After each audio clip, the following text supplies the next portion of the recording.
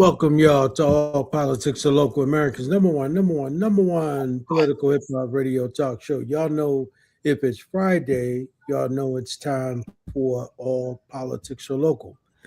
But more importantly, y'all know we have an extra week.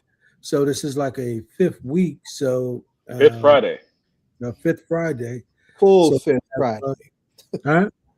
Full Fifth Friday. The full fifth Friday. So I'm gonna let John and Zaid give y'all the rundown, so you all know what to expect as we move along through the next 3 hours. John, All right, Zaid. all right, so I'm just saying, since this is the first time I have actually been on the show in 2026, I'm gonna let Zaid, you give this rundown because you You have should put say Happy together New Year and as did well, all this Austin. show. Yes, Happy New Year's because I like it's almost February, so hey, year's not new, but Welcome back. happy New Year's to you. Welcome back, brother founder, co-producer, and all of that. Welcome back. Lots happening. I'm, try- I'm trying to get our first segment together. I haven't been able to reach them directly. Now, I know I got stuck in traffic like crazy because these roads, but our Right, first these segment roads are tough.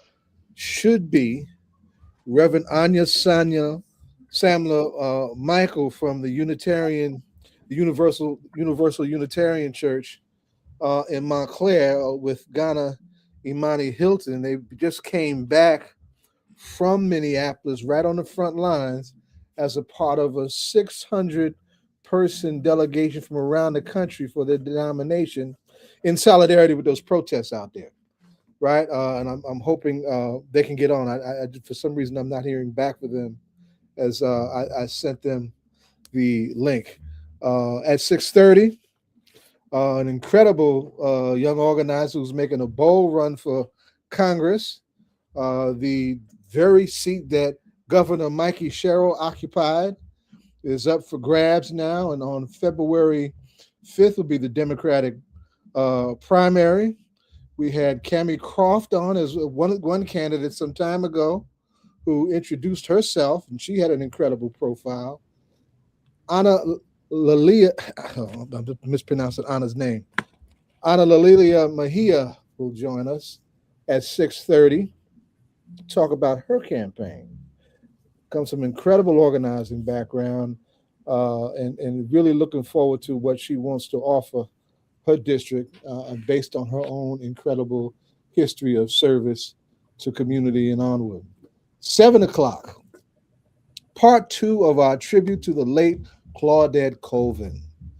Miss Colvin was only 15 years old. She was the first of five women who, within the span of less than a year, each individually defied the segregated busing of Montgomery, Alabama, in the epic year that was 1955, that culminated, of course, the fifth being none other than the great Rosa Parks herself, that led to the Montgomery bus boycott. 15 years old, Claudette Colvin, the first one, and really paid a price for that stand that she made.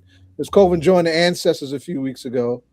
Our part one conversation, we had Lisa Davis, and a great researcher who really turned a lot of us on to how to contact Ms. Colvin. Brother William Michael Wahid Dickerson was with us last week.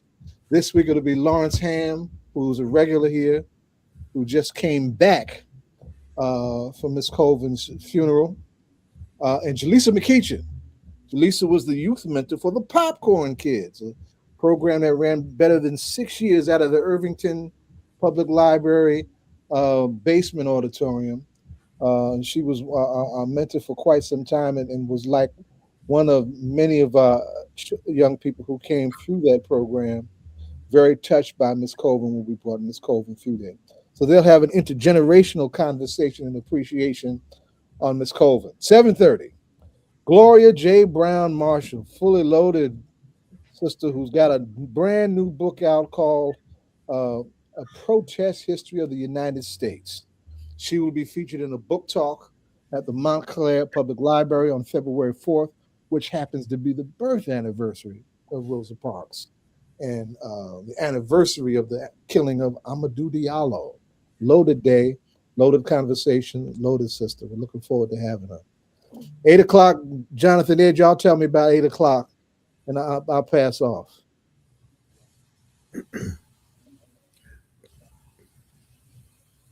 Jonathan? You're muted, Jonathan. Oh, just had to take a call, but at 8 o'clock, we have the championship Shabazz football coach, who's going to be breaking it down in terms of his record of excellence over a long period of time. It is Nasir Big Body Gaines. And that's how he refers to himself, Big Body. So it's Nasir Big Body Gaines, the head coach of the award-winning Shabazz football team. He's had 2 players recruited by Stanford University in 2 years. And so he's going to break down what he's going to talk about. It isn't just players on the field, but he's also going to be talking about that whole transition from high school football to college graduation. So that's going to be a fun conversation and a really good conversation where we're talking about like a football coach, how good he is, what are those lessons of football and life, but also how does he get kids from playing for Shabazz to going to Stanford.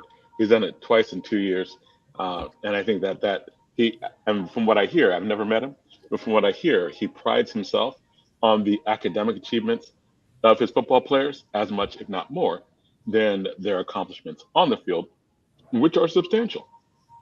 And we'll talk about all that. Awesome. And there's a great DJ Rhino going to return. We haven't seen DJ Rhino in a minute. Is he returning tonight? Well, I hope so.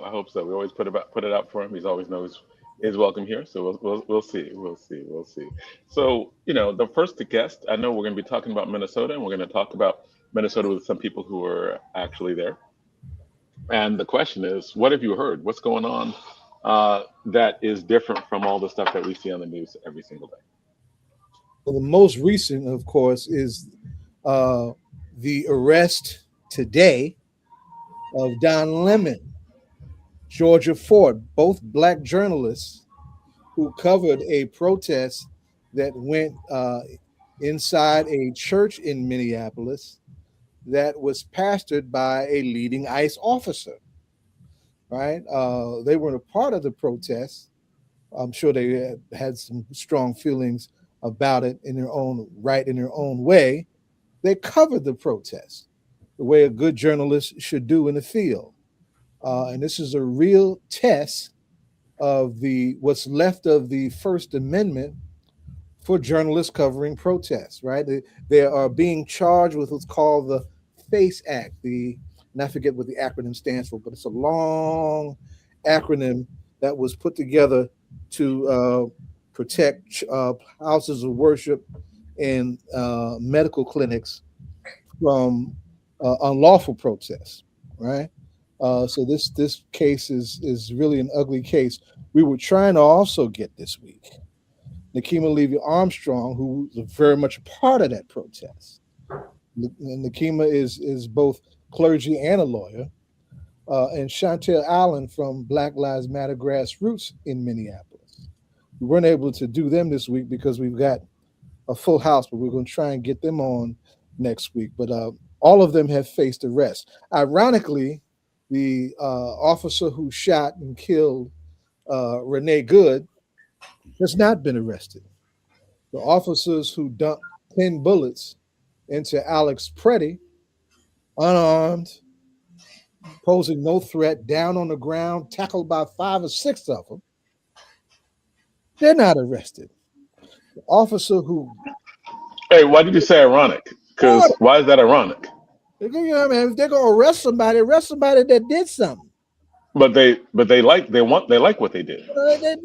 Why would they arrest people who did stuff they like?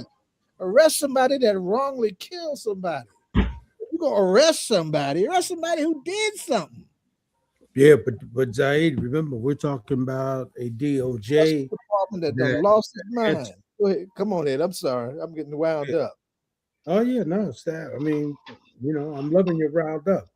But the DOJ is actually answering to Donald Trump. So that, it's not about the rule of law.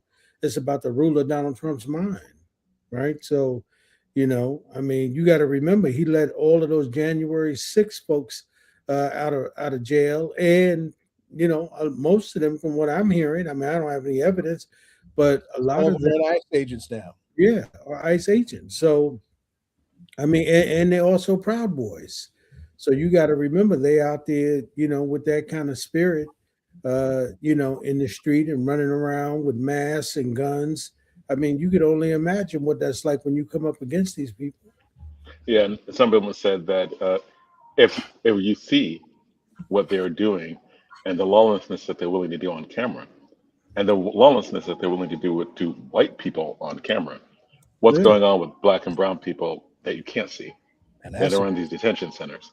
I think there's going to be entire history that's going to be written about what's going on that we can't see right now, but that if we have any understanding of history, we probably know what's going on.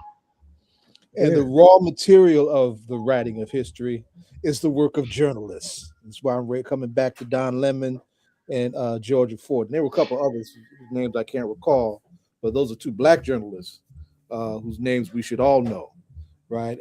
So that's that is so when they're coming for journalists, we're not talking about fascism because it's a word that makes for a meaty sentence or that sounds good rhetorically. We're talking about something that has real features, dynamics, and characteristics, and that does real harm to real people when they open their mouths criticizing their government. Right. And it's interesting how you see the stuff that's going on, and you even see some black people saying that anybody who is in the house of worship should be punished to the full extent of the law. And I get civil disobedience. I mean, if you are an actual protester and you trespass, then you are, fined for trespassing or whatever. And you're doing that to get the attention to a problem. But when they're talking about trying to give people 20 years for actual peaceful protest, that sounds a little crazy and or sane, depending on what you think of the current administration, as in consistent with what they're claiming that they want to do. I can't really get the way in which they're coming after journalists and how they're trying to silence people they disagree with. And we understand why they're doing it. And we understand that when people talk about fascism, they really should put this in the context of the history of the United States, that for us has always been fascist since its inception. As in, there was fascism before fascism, which was just white supremacy, which was just the things they did that where the law just didn't apply to us. Those consistent things just didn't apply to us. And now they're doing what they did to us to other people and continue to do it to us. So yeah, I think we should definitely support what's going on with the journalists, but we should also put that in the context of what they're doing with black journalists or journalists, politicians, anyone who disagrees with them. I've said since this happened that the most important case that we should be looking at is the case of LaMonica MacGyver, our congresswoman in the 10th district, Not dead right. who was absolutely unfairly prosecuted. We just could say persecuted by federal agents who assaulted another congresswoman, assaulted the the mayor of Newark, like arrested him under what was laughable false pretenses, and are accusing her with assault when they were the aggressors. And that is a case that I think didn't get enough attention at the time. I still don't think it gets enough attention.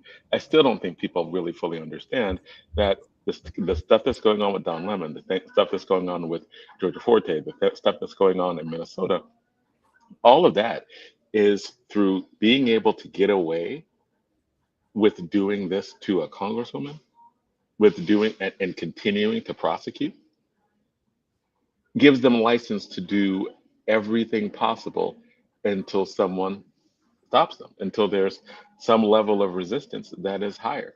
But until then, they're going to keep doing what they're doing.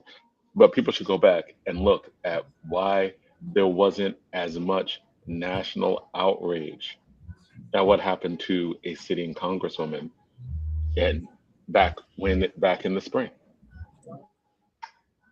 Right. But again, Jonathan, you talking about, a whole nother mindset that exists, inside the White House today. So you talking about, a bunch of racists, running around, trying to figure out what can they do to totally destroy democracy, and particularly how can they destroy any rights that Black folks might have. So, I mean, if they, that old saying, if they come for them, at night, what's to stop them from coming for Black folks during the day? They've done that in the past as it relates to us. So, I mean, you have a bunch of people in what is it, 76 million people who voted for Donald Trump. I mean, you got a lot of folks in this country that are extremely quiet. Uh, and they will say privately that this is not what they voted for, but at the end of the day, you know, it's altogether something else happening. So, I mean, the question is that what stand do we take as Black folks at this very moment, and how do we get in this fight? Because remember, we would not have been in this situation had not folks voted for Kamala Harris, right? We wouldn't be in this position. And unfortunately, that's where we are now. So the question is that, what stand do we take? Because the only way the only, and a lot of this is distractions too, right? But the only way that we're actually going to see this stuff stop is that we've got to begin to push back, right? And nobody knows how to push back better than Black folks, right? I mean, protesting and boycotting and all of that. I tell you what somebody told me. They said that if them brothers who play football would have automatically said they're not going to play in the Super Bowl, them cats would leave Minnesota overnight. Remember, it was LeBron James who threatened that once before, that that the brothers who played on the Lakers weren't going to play basketball. Y'all remember that? Yeah, Well, I let do remember. That's during 2020. Colin Kaepernick took that knee on my birthday, and the National Football League Players Association, majority Black, 300-pound, muscle-bound millionaires, punked out and left that brother hanging. So they ain't all created equal on that front. I got to remind everybody. And I should say too that what we're talking about in Minneapolis, we're talking about a community that's 85% white, but there is a sizable Black population from Somalia, led by and represented by Ilhan Omar, who was just attacked herself violently, right? And so there is a protest paradigm there that needs appreciation on its own terms, and there's Black leadership throughout that protest, even though the protesters who we see in the news these days are majority white folks. And quite frankly, those white folks should be protesting. They should be doing exactly what they're doing. Yeah. Right? And I 100% appreciate it, right? Like, yeah, absolutely. I would liken what we're seeing in Minneapolis in terms of the protests there to the protests we saw in Portland during the George Floyd summer. It's one of the things. Protests primarily by white young women. Well, I say intergenerational because it wasn't young women. And Trump tried to bring out his secret forces and all. Couldn't do anything with them. Right. Couldn't do anything with them. And today itself is a national day of action in solidarity with the Minneapolis struggle. So there is definitely some resistance. The question is, can it be enough and sustained long enough to knock these folks out of office and get them the hell out of the way? I think what people are realizing all over the country is that this is a fight to see on multiple levels. But the major one is, are we going to be a multiracial democracy? Is that going to be a thing?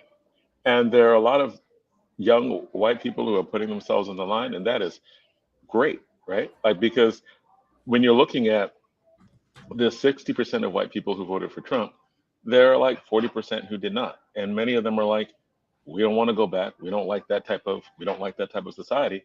And many of them that you see on the streets are willing to put their bodies on the line for that. And I think that's necessary for the country to become whatever the country is going to become, right? It's not about it, like, I think that a lot of people are like, black people should be upfront and all this stuff.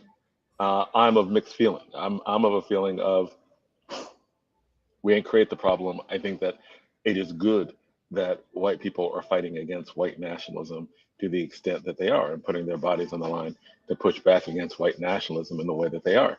I think ultimately these things aren't going to get fixed by us. They're going to get fixed by them. This is a Right. them issue that they have like benefited from, caused. And I think that one of the reasons why Also, the are you attack on the saying this is a education white system, folks versus white folks fight?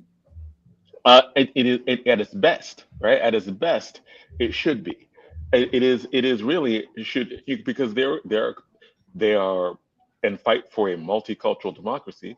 You have lots of people of all races who are pushing and fighting, but with the numbers and with the ways in which they are, it is necessary for white people to reject that type of whiteness in order for anything to happen, because that is something that is necessary, has to happen. And I'm glad to see that to a great extent that they are putting themselves on the line for that, that they're risking their lives, that and because they know that they would kill us, get away with it, and it wouldn't even make the news. Mm-hmm.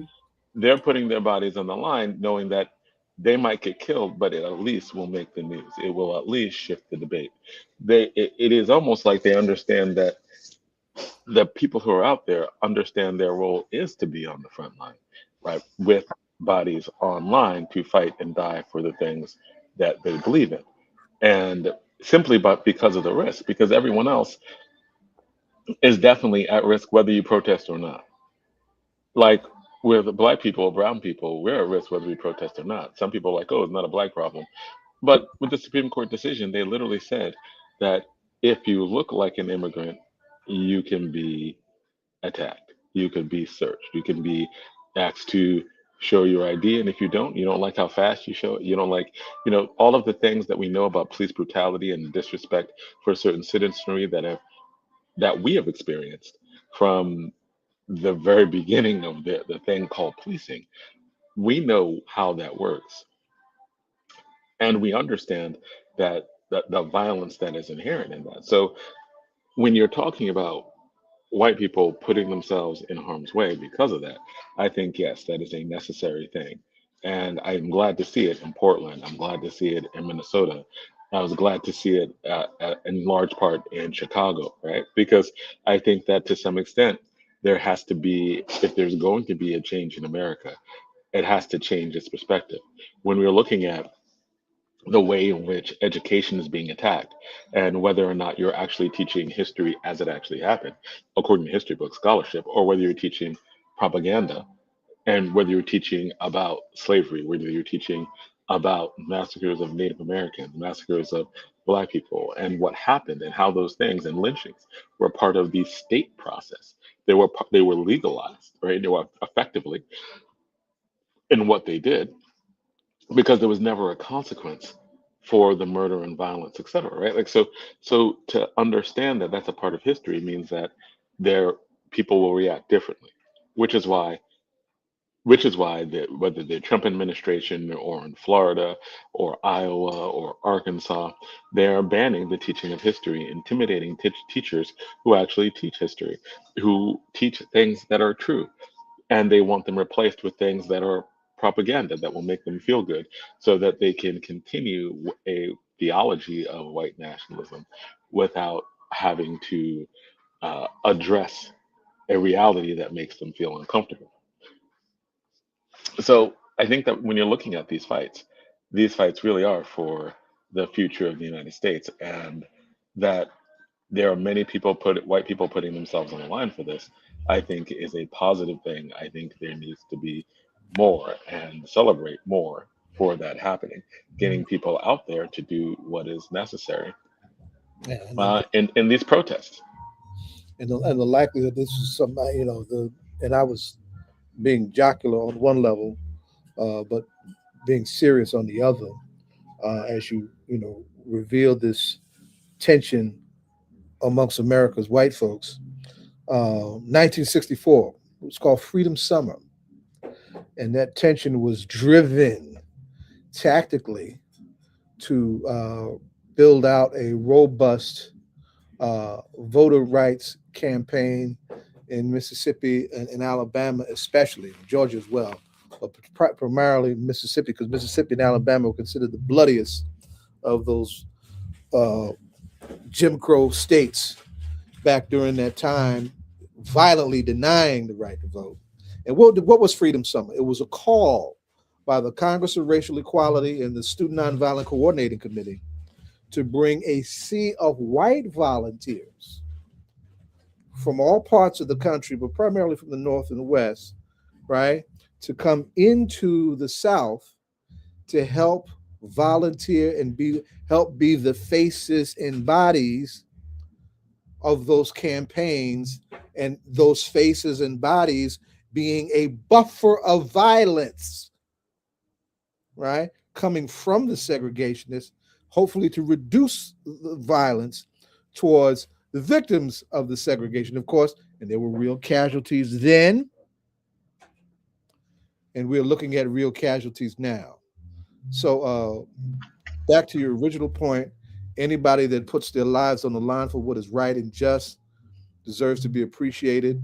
We need more people to do that, right? We should be expanding our ranks whenever we lose somebody like that. And we need to make sure that we are rallying behind those who are coming under attack and criminalized in the process. I spent And all of we my understand that this. people's out of trying to get activists out of prison. I'm not looking forward to new political prisons, but that could very definitely happen. Oh, it is happening, right? We're talking about new political prisoners. It is happening, and it was going to happen in a much more robust ways. And they're daring people, right? Like they arrested the journalist. Why the journalist arrested in the way that they did? To strike fear into other people, which is why these arrests take place. To try to cow obedience, because if you're not obedient, then you are made a target. I Yeah. think it is the why Exactly. the white people are targeted the way, like with the gratuitous violence, shot 5 times in the face, shot 10 times on the back, right? Yeah. Like this is, I think that there's a certain level of anger. And when you talked about what happened in the civil rights movement during Freedom Summer, and I'm thinking of Cheney, Goodman, and Schwerner, right? Like the Right. brother and two white people who are murdered together. And I think that they make these statements that, if you want to hang with them, then we will kill you like them. And the ways in which they were killed uh, in in that incident, right, was was to say to white people that we will lynch you the way we lynch black people, and we will do it. We will make you disappear, and no one will ever know who did it. We will just pick you up in the middle of the night, and we will make you disappear. And that was to put fear in white people for of if you are marching for them, we're going to treat you like them. And I think that on television, the gratuitous shock of like, wow, you treating them, you're shooting them like you shot us, right? In recent history, right? Like you were treating them with state sanctioned police violence in ways that we were treated with state sanctioned police violence, as if to make a point. And I think that on that, it is a it is something that we have to really push, that this is not the ways in which the federal government in this case is using violence, not only is not new, it's not even historical. Every time someone talks about the way uh, Brady was killed, he was armed but not using his weapon. He was a law-abiding citizen in an open carry state. And Minnesota is an open carry state. And when I look at his death, and which there probably isn't going to be a prosecution under this administration, and there's probably not going to be any type of repercussions under this administration, I look at it in the same way of the killing of Philando Castile, who was a brother who had a gun, but it was a lawful gun, and he had it, and he was following the law. He didn't have his gun out. He By law, when you're stopped in a traffic stop in Minnesota, you have to inform the officer that you are armed. Right, That's right, right, and you have to inform the officer that you are armed. And he did. He was stopped. He was pulled over with his girlfriend, and her daughter was in the back. And he was like, told the officer he was armed, and the officer immediately took out his gun and shot him. Right, like killed him, like that. And that case was seen, but the officer was acquitted. No crime took place, and we moved on. And we see that in case after case, where if you're black, you don't have to be involved in a protest. You just need to be, and you can be murdered. So I think one of the things that has to come from this in this conversation is the way in which we have to recognize this type of policing is common. It is common. It is not uncommon. These types of gratuitous deaths are not uncommon. As in, every mother of a black boy has to have the conversation about policing and what to do or not do, knowing that even if you're giving advice on how to handle stops, etc., that those things can be for nothing. That you are giving advice about how to de-escalate conflict as an unarmed civilian that may or may not work, but you got to give that advice anyway, because that's a reality that you live in every day. And so then there are a lot of white people who are shocked at what they see.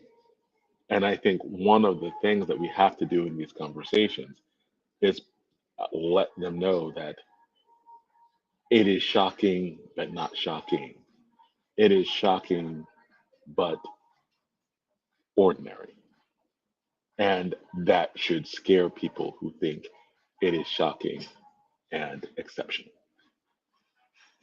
I want to also acknowledge we had a rare victory today also on that front. Sonia Massey, the officer who shot her in the face. We want to come back to that. We do have our next guest up, and so I know that we have a lot to say. Well, let me segue it this way, right? And, okay. And Anna, good to see you, right?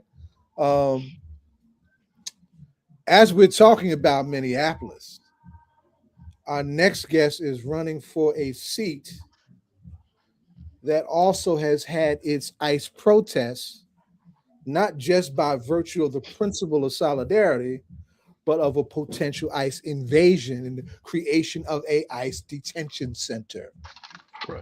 Right? So I just want to give that context to our next guest and welcome her. The seat for Governor Mikey Sherrill, now former Congresswoman Mikey Sherrill, is up for grabs, and a whole lot of people are running. Yes. It's like a whole basketball team, the A and the B team. This is a football team. This is lovely, y'all. But it's okay. There's only one progressive and one candidate that's willing to speak truth to power, who has, the level of experience. Oh, I don't play. I do not play. How are y'all doing tonight? It's good to have you. Good. All right. Good to have you. Likewise. Jonathan, go ahead and ask your standard fare. Anna, what we do here is candidate comes to have a set of standard questions that we ask them each, right? Beautiful. Beautiful. For the seat. And then we've got an open set of questions that will come after that. All right. Thank you. I don't mean to correct you early, but I go by Analilia because I'm named after both my grandmothers, and I don't drop one. Okay. You know, you got to honor your grannies. I mean, Yes. we are here through the sacrifice of many, many people who, what is it? We are the wildest dreams of our ancestors, and I know that is facts for me. And I want to honor raise them every day. grandparents in this conversation too, because they belong in this conversation. That's Go right. ahead, John. Ask your question. That's right. Okay, well, Analilia Mejia, welcome to All Politics are Local. We are glad to have you back on again. I believe you have been on our show before Yeah. when you were Thank you for with the Bernie having me Sanders again. campaign. Yes. So tell us, for what is there about your biography? What is there? I mean, this is going to be in a contested race. You're talking about the New Jersey Congressional 10.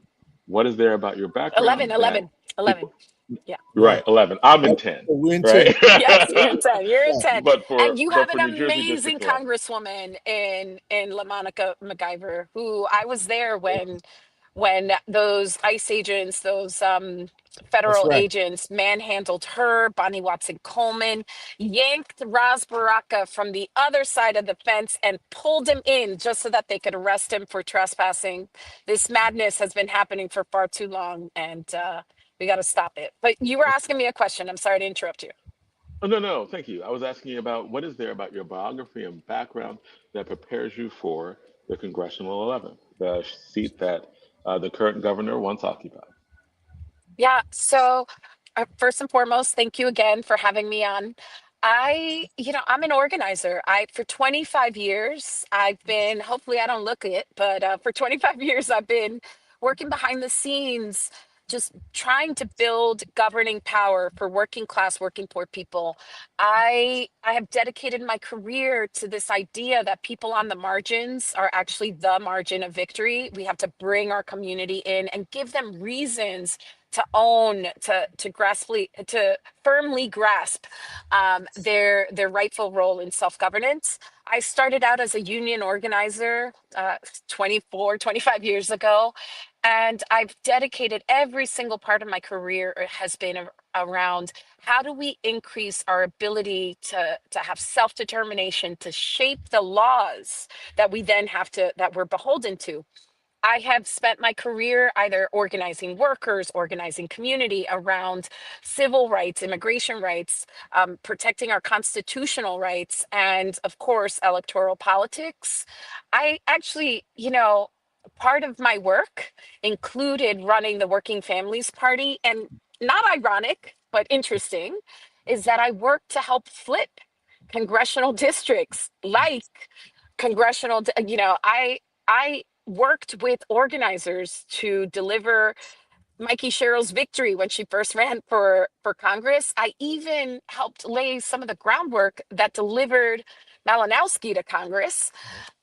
My work has included fighting to raise the minimum wage to 15.92, to include that cost of living increase and not leave anyone behind. I fought to ensure that workers had earned sick days, or we changed electoral law so that it was easier for our communities to vote. But really, the thing that makes me different is that I know, unlike any other candidate in this race, I understand that the biggest problem we face in our democracy, in our economy, in our political system is the outsized role that big money plays. Y'all, I've watched the sausage get made for 25 years. And so I know that many of our representatives, instead of thinking about you, they think about the lobbyist that's going to cut them their next check. And they are so focused on getting reelected through that mechanism that they vote against your self-interest and sometimes even their professed values. Well, I'm an organizer that believes in people power. I'm not taking money from corporate interests, from corporate PACs, from lobbyists. What I'm doing is talking to people because I know the people united shall never be defeated. And so I have over 7,000 people have contributed to my campaign on average, like contributing under $100, like $67. I have 800 volunteers who have put in over 2,000 volunteer shifts to help deliver this victory for working class people, for community like ours. And I am committed that I will speak truth to power because I'm not beholden to those guys. I know what's up. I know that every time our communities grabbed words of freedom and try to pull them to cover more and more folks, there has been a reaction, what I call a snapback. And what the shape that it's a formula. What usually has happened across moments of history is that, think about what happened, you know, after the Revolutionary War, after Reconstruction, after both civil rights movements, after the election of Barack Obama, up until this moment. Every time we had the audacity to say that the benefits of this land should be equally distributed, that we should all have an opportunity to thrive, at least a shot to thrive in these United States. The status quo, the powers that be, they get angry. They try to reinstate the status quo, and they do it in a particular way. They take over the Supreme Court. That's what we have now. They move in state sanctioned violence. That's what we have now. They corrupt the laws so that less people can vote. That's what we have now. And it's usually driven by unscrupulous, authoritarian like executives. That's what we have now. And so, do you want to send someone to Congress who can't articulate that, won't stand up to that, won't even stand up to the Democrats who facilitate it? Or do you want to send someone that is going to be no nonsense, speak truth to power? Because I know that the way in which we stay free is being active, engaged, and saying no to this madness and owning our power. So you asked me what I'm about, what makes me different, like why am I the one that folks should support? Well, that's what I tell you. I'm clear. I'm clear-headed, committed, and I operate with integrity. And I know that that's going to deliver what we need on February 5th when we go through this special general and all the way through into November 2026. That's what we got to do, and that's what we're going to do. So thank you. Thank you for the So, question. no, thank you. And you said something about wealth and very wealthy people who control the political process. Hmm. Do you think billionaires should exist? And would you use your your power, your influence in Congress to shift the United States in a direction where we are really seriously thinking about how much is too much and how much wealth is actually too much power? Look, I am a believer that we need to have tax fairness, equitable practices, that people, that the working poor and the millionaire or billionaire should have the same footing in our nation. And we know that we do not. And there are multiple reasons why. Citizens United, and which says that money and corporations are somehow people. That's insanity. I believe that we should have the kind of system, economic system, that ensures that people pay their fair share. It's not so much that I'm against billionaires, although I think it's disgusting, and trillionaires, ni se diga. I mean, talk about excess to the level of I mean, immorality, in my opinion. But here's the bottom line: it's not that I don't it's not that I am like, you may not thrive. It's that you may not set up a system that is extractive, that denies people the building blocks for them to thrive, that you somehow set conditions in which you can enrich yourself and add an extra zero to your offshore bank account while people are dying without health care, while children are not receiving the level of education that allow them to build decent, thriving, vibrant lives. That there should not be hunger if there are billionaires. You know, if we're going to have a system in which people can enrich themselves to whatever degree, then we should have the kind of equitable system that allows people to thrive. But here's the thing: our systems are built on extraction. they are built on a foundation of some people having a lot and many people having a little. And there are more of us than them. But the way in which they keep us from our power is convincing us that we don't have any, convincing us that it doesn't matter to vote, convincing us that somehow politics is dirty, when politics, in fact, it's people who could be dirty. Politicians are dirty, but our electoral system is the mechanism in which you, me, us get to set the conditions in which we have to live under. Why don't you want to set the rules that you got to play with? So, I would say in the end, what we need is greater equity. We need to have less extractive systems. We need to understand that the price of admission to a decent society is that everyone contributes, and the way in which we do it is fair taxation. And that's one of the many things that I'm going to be fighting for, and I have been fighting for in New Jersey and And, beyond.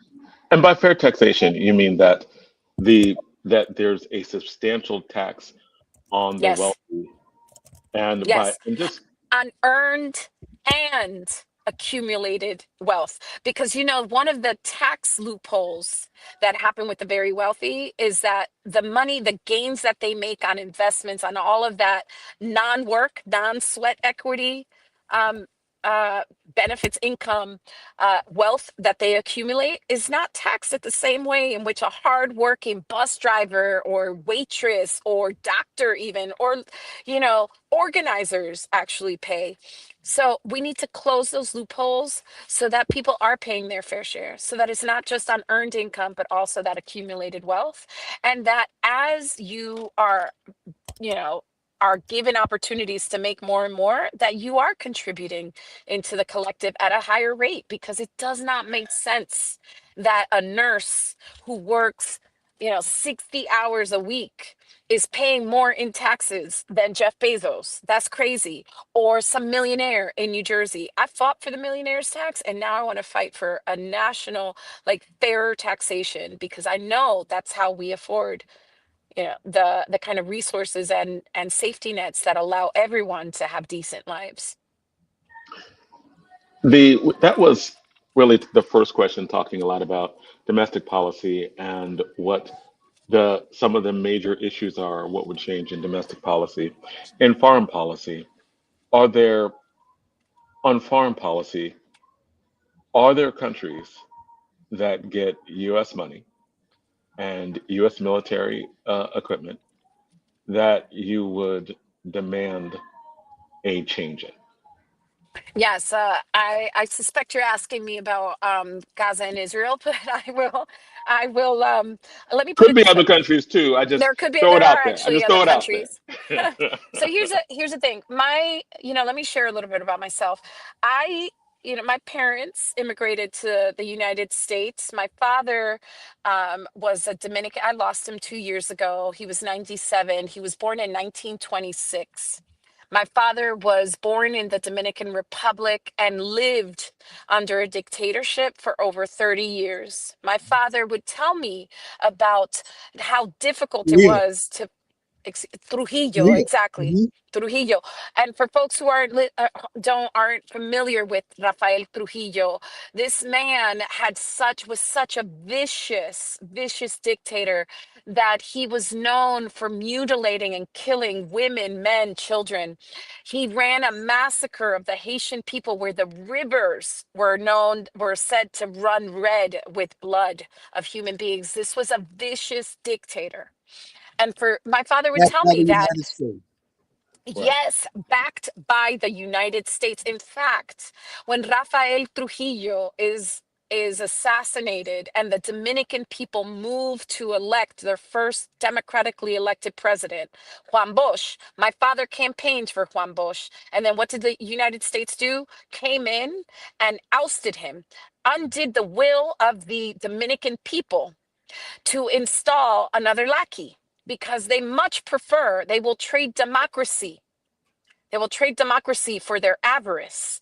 And so I know that there have been moments, and there are moments right now. In fact, we are living in it literally right now, in which our own government will trade the freedom and liberty of other people, usually Black and brown people, in order to accumulate greater wealth, accumulate more land, or have the kind of relationship that allows them to dictate the lives of other people. That is wrong. So I would stand in opposition of giving resources to any country that uses it to deny people their rights and liberties. I most certainly wouldn't want to give resources to a country that is indiscriminately bombing innocent civilians. I know that when we open the door for that level of inhumanity, that comes for all of us. And I am an Afro Latina. I'm a Black woman in America raising Black sons. I know the price we pay when we deem some people unworthy of protection, where we say some people are not worthy of being defended or having their rights upheld. I reject it wholesale. I understand what happens when we treat each other with indignity or inhumanity. And I won't be quiet about it because I don't have to. I'm not beholden to these corporate interests. I would rather lose than lie.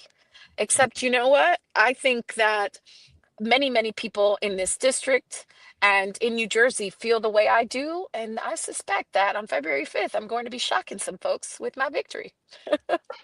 I like the line you said, I'd rather lose than lie. Yeah. What can you just expand more on that? What do you mean, and what do you see in other candidates, and not necessarily for the 11th, but in other candidates who try to win but lie? What lies are you talking about? Well, so what I have found most interesting, and this is both as an organizer who has, worked again tirelessly to create a narrative, to create a set of demands, to set an agenda so that our issues take prominence and that we can fight to win. And what I have learned over these 25 years is that many elected officials are more focused on whether or not they're going to win their next race and get their next donation than they are adhering to their morals and values. I've watched people.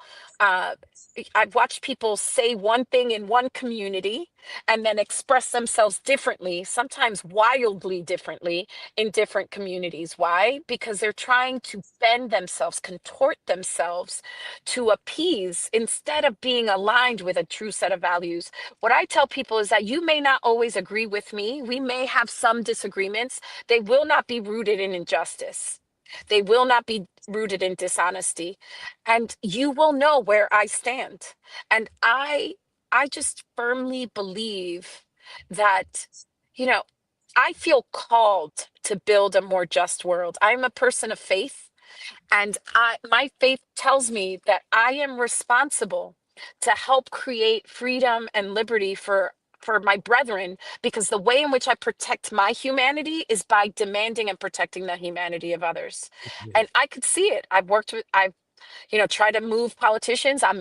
Right now, I'm running in a race with, a gaggle of candidates, and I could see the adjustments people make.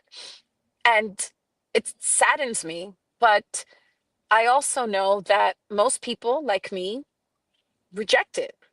What we want is a true representative that moves with integrity, that isn't going to capitulate. I don't want to tell on people, but y'all know what I'm saying. Even though we welcome telling on people here, I mean, it's always good Yes. if you want to be Yes. like But I just also call believe in someone the out, but you don't beloved have to. You community, don't have to. y'all. No, well, You're the getting to my practice. question. Go ahead. Keep going. Well, I believe in this idea, what Martin Luther King used to call, we are called to have righteous indignation, that we are to challenge injustice, but that we should always be thinking about how we rebuild towards a beloved community. And so I can be in ideological opposition with people. I could call out the sin, right? It's like hate the sin, but love the sinner.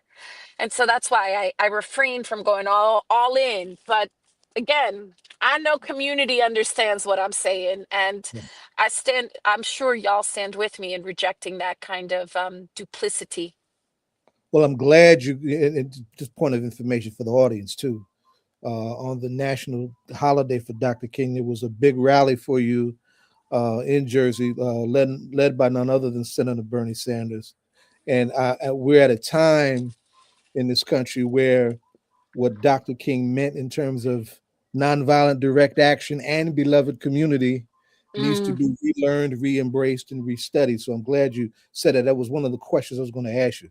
Now we're up against the clock, and I want to appreciate your time, but I want to ask you a loaded question. And Ooh, you've let's touched go. on it already. Now you Yeah. touched on your dad's DR history, but you also have family history in Colombia. Yes, my Right mother next is to Venezuela, Colombian. right? And you've lived in Venezuela, I right? did. I did. Right? I did as a And, child. and that was a turning point in your life as Yes. someone who would later become a union organizer. This is Yes. a space where we tell to reach our people, we tell our stories. We organize to empower people so they can tell their stories. Tell your Mm. family story on that one, baby. We need you to do that. So, look, my father came to the United States in the 60s. He actually comes to the Dominican Republic. This is a black man that doesn't speak any English, lands in the Carolinas, and is like, ooh, I need to keep going north because I can't fully understand what they are saying to me, but I know that there is injustice. My mother immigrates to the United States in the 70s. Both of them are fleeing economic and political violence.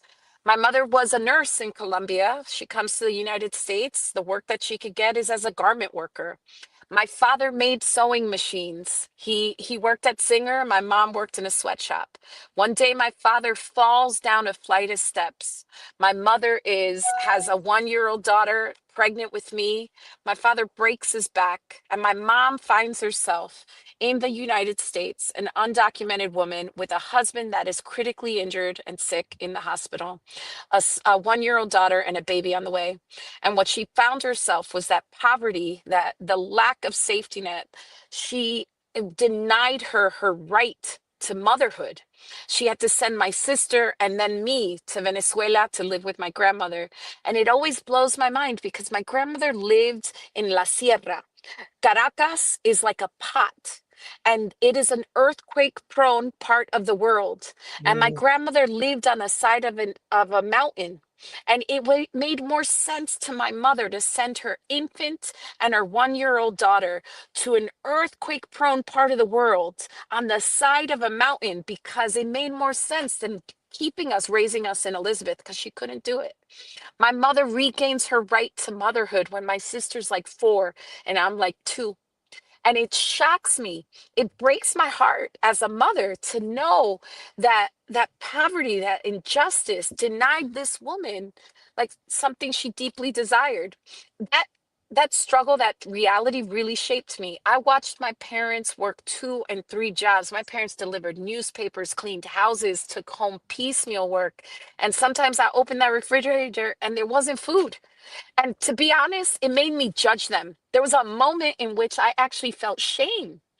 But thank the good Lord. Thank good unions. My mother's friend calls her up and says, "My sister, someone just quit in this unionized sweatshop in New York City. If you come to New York, maybe you could talk your way into getting that job." My mom collects all the change that she could and takes herself to New York City and she talks her way into that job. But on the way back, she doesn't have enough money to get back from Penn Station to Elizabeth, and she had to beg in Penn Station. She looked for faces and she stopped a young man. She told him his story, the power of storytelling. And this young man gave my mother enough money to get home and to come back the next day to start that job. It impacted my family so much that to this day, my mother has dementia. And one of the things that she does not forget is to put $2 in her pocket just in case someone asks her for help, like she did that young man. My family completely changes because a union job freed us from poverty. I went from feeling pain and shame and I started to believe I could become somebody. I went to college, graduate school, and the first thing I did was I want to be a union organizer because that thing that freed me, that freed my family, I wanted to offer it to other people. That's what sets me off in my journey. And that's what I carry in my heart right now and forever. Because I know that the injustice that many of our communities are foisted on us can be undone if we work with each other. And I'm committed to it. From now, I could win this race, lose this race. I'm always going to be that person. Thank you for asking me about my story.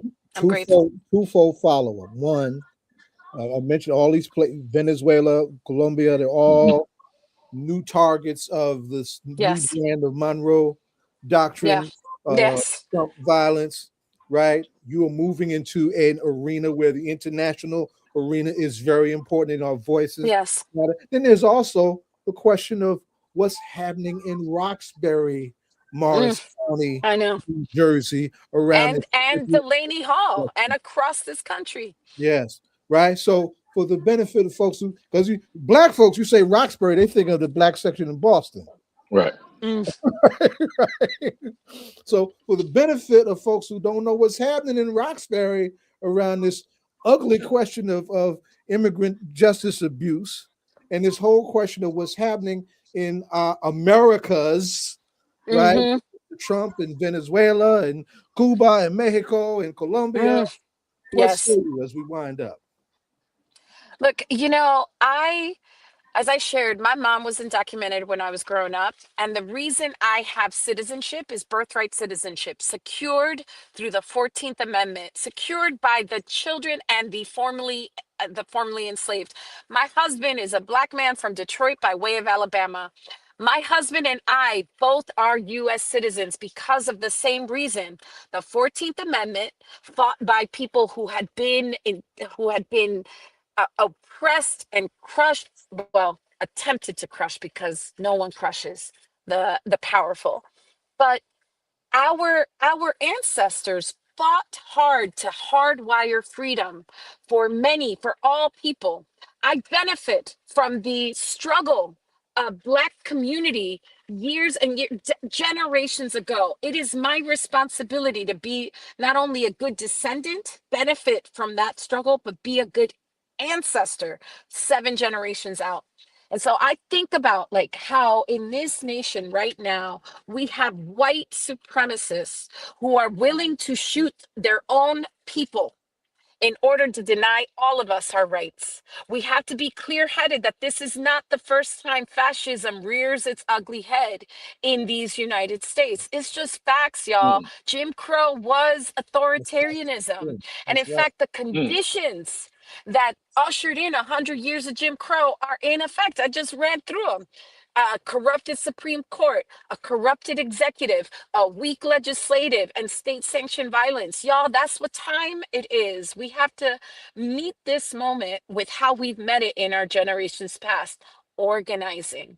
So send an organizer to Congress, someone that's going to speak like me and have the integrity that I do, and that is always going to remember that 12-year-old girl that watched her parents struggle, and then through collective action we found our freedom. That's what we have to do in this moment. I'm so grateful to y'all. Thank you so Thank you. much. John, ask her the ritual question as we wind it up. All right. Well, first, thank you for coming on the show. We've got to get you back on again, and I'm just mad that we didn't get you on more often. So thank you for that. But She busy. right, I'm but the final usually in the right, an back. organizer, right? Listen, I'm an organizer. I'm usually behind the scenes doing the hard work. Y'all know. I do a lot of that Right. too. I know exactly what We often don't get the credit, but man, we put in that sweat equity. that's right. Well, who is your? We are also a hip hop show, in terms of hip hop roots. So, who is your favorite hip hop artist, individual or group? Okay, I don't know if y'all saw my first video. It was public service. I did a play on Jay-Z's public service announcement. And I was like, let me reintroduce Ah, myself. So yeah, I have to admit, I was, yeah, the other day, I think Onyx came on the radio. That also got me a little bit excited. I have to admit that as someone that went to high school in the 90s, you could tell Jay-Z, Nas, Onyx, that's my jam. But okay. I will also say that's hip hop head. Um, but I could live and die a million deaths, and man, nothing beats Stevie Wonder. Ah, word. Okay. Yeah, All right, yeah. So Right all not right, on. hip well, hop, but Mhm. I understand. I understand. That hit Everybody has poetry that to hit everybody music. hard. That's great. I mean, poetry and protest to music. I mean, that's geez, right. what could be better? Absolutely. Absolutely. Well, thank you so much for coming on. Thank We're you. I honored just want to to give a have you. shout out to my two sons, Langston and August, because I'm sure they're going to either listen I love or those see something. names. I love to Okay. shout out my kids. So that also tells you a little bit about me. Yes. Absolutely, and also in addition to that, what is your? I know that New Jersey apparently does no longer has lines, but we do have the candidate positions. So, what is your position as a candidate? As in, who were Yes. they voting for? What's the number Yes, and letter? please. So February 5th is election day. You can early vote starting yesterday. So if y'all are moved this weekend, please do. There are storms coming and we need those votes in the bank. I will share that in Essex County, I am number one. Vote for number one. In Morris County, I'm number two, and in Passaic County, I'm 12. So 1 2 1 2, and it couldn't be. I couldn't make it up if I tried. This is All how I right. know that Yeah. victory is ours, my people. We just need to reach out and grab it. So I hope y'all join me. I know that people power can deliver the day. Please, please, we have to have hope. We have to be inspired, and we know that we've already won. Like we just have to put in the work to bend that arc of the universe towards justice. That's our job. It's a relay race. This is our turn. Let's hold that baton and let's make it happen. Thank you so much, and Thank again, you. honored to have you. Thank you. I'm so glad. Hey, how you doing, Larry? That's one of your endorsers just jumped in here. Yes, yes. Well, he's like a mentor, icon. I'm so grateful to him. Big I Daddy of like. Protest in New Jersey. Oh man, I mean, talk about someone that I always would be like, please don't have me speak after Larry Hamm. So I'm glad I went first. Thank you all. I'm so grateful to you. All Y'all right. be All right. blessed, be well, stay safe. Good luck, Thank brother. you. Good looking at you. Bye. Oh, that was great. Yeah. And in fact, I want to off the top thank Adema for connecting me with her office, because I didn't have direct tie to her office, and I don't. Hers was one of those numbers that fell out of my phone when you changed the phone, so I couldn't even call her, right? But he actually made it happen that we could actually make that contact with her, and that race is a crowded race, and it's an important race. Yeah, and she's a dynamic communicator with just Well, you heard it. layers of a compelling stories. You put that on full display, right? Yeah. Y'all heard it, right? But I just wanted to say that up front. This is now the second part of a conversation in appreciation of the late, great Claudette Colvin, an incredible Black woman who was 15 years old, dared to defy Jim Crow segregation on a Montgomery bus on March 2nd, 1955, at the risk of her very life, who said at that moment when she could not get up that she had Harriet Tubman on one shoulder and Sojourner Truth on the other shoulder, not allowing her to get up, and she stood her ground, taking and holding that seat. And she became one of a litany of Black women that would culminate in a Rosa Parks later on December 1st, that same year, 1955, that would lead to the epic Montgomery bus boycott that would ultimately end segregation in Montgomery in that way as we knew it, right? We lost Madam Claudette a little while ago. Just came back from her homegoing service, and I wanted to have this intergenerational moment with Adema and with Jalessa McCaehin. We also had Miss Colvin for the popcorn kids, and Jalessa was our youth mentor. Right. When Miss Colvin left us for the land of the ancestors, Jalessa was very affected in a way that does not surprise me at all, but just deserved to be heard. And I was actually looking for some words that was also supposed to come from one Safia Israel, who happens to be my daughter, who was in Popcorn Kids during that time, and she was also affected. She was originally supposed to be a part of this conversation. So I just wanted to welcome you both to this conversation, and say what you need to say about this incredible Black woman and help move the needle in a very brave and courageous way once upon a time when it was quite dangerous to be Black in this country. Adema, you're the elder. I want you to start first because you just made that incredible sojourn to Alabama and in difficult weather conditions at that, right? Started off as the elder, and we'll bring Jalessa in right behind you. Well, thank you for having me on, and I'm glad to see Jalessa, and I'm glad she's on to have this discussion with us. Our association, when I say our, I'm referring to members of the People's Organization for Progress. Our association with Claudette Colvin probably goes back to around 2012.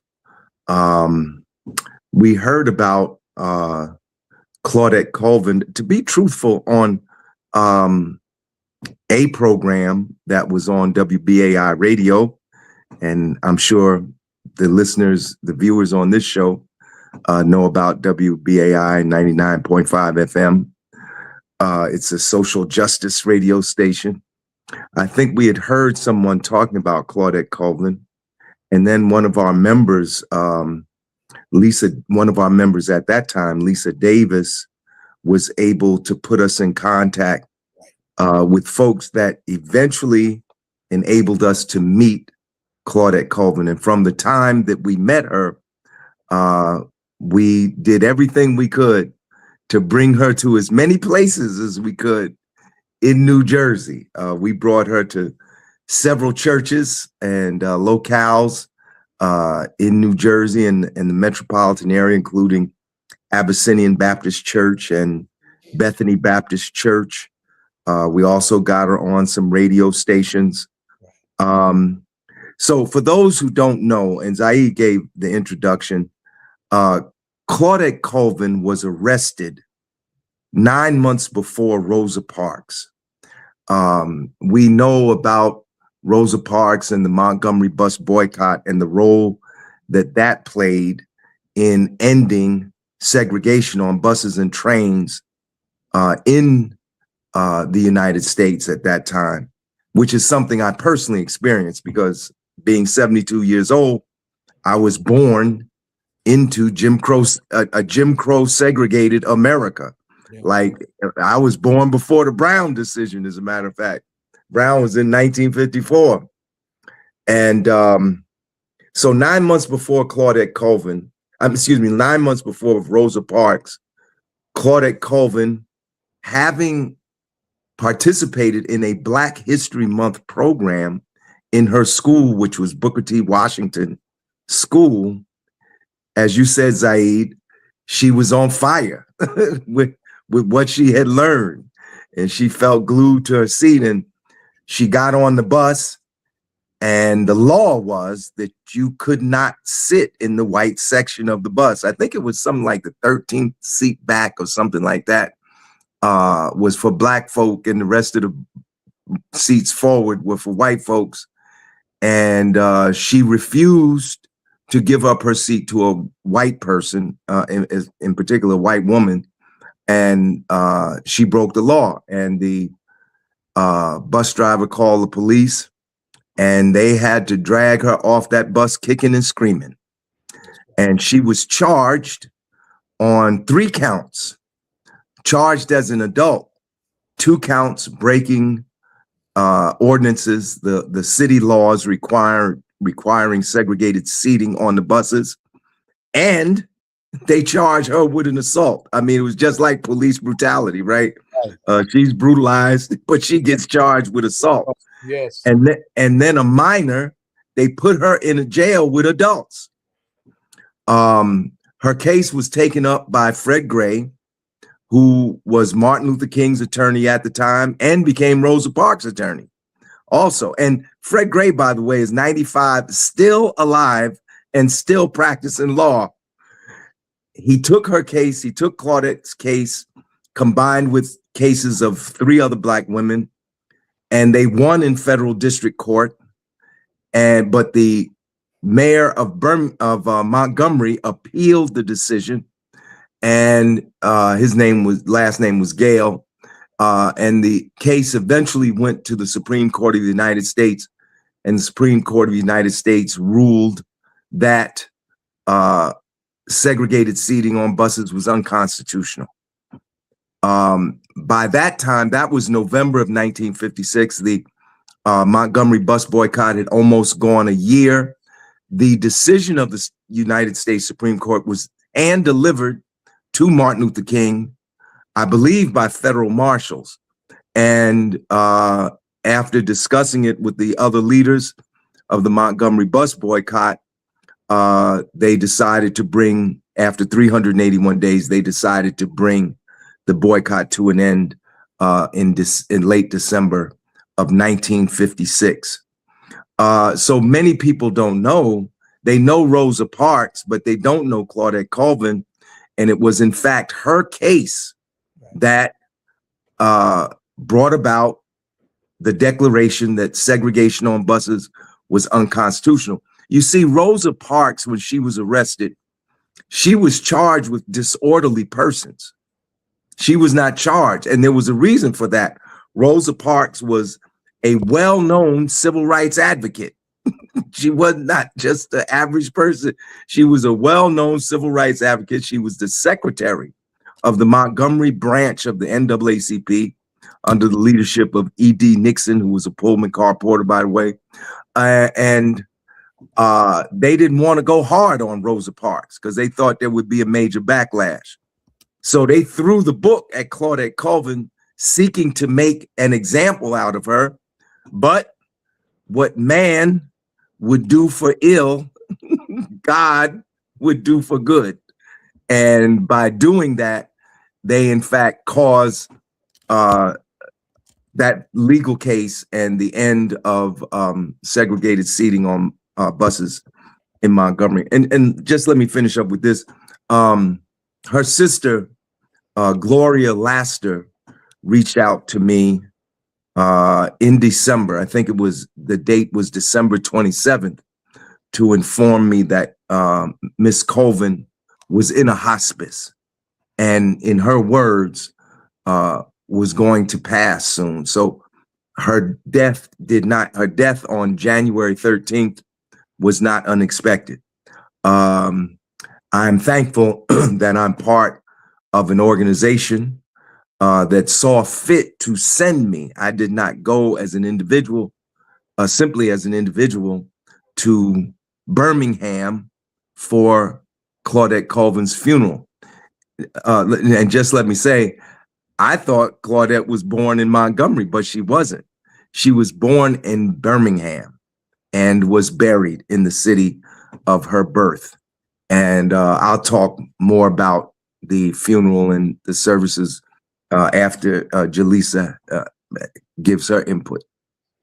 Jalessa, come on and jump in. You were deeply affected by your own experience, your own firsthand experience with Mother Colvin. I want you to share that and why that was so important for you and so important for your generation to hear you and the children behind your generation. You somebody's mama now too, right?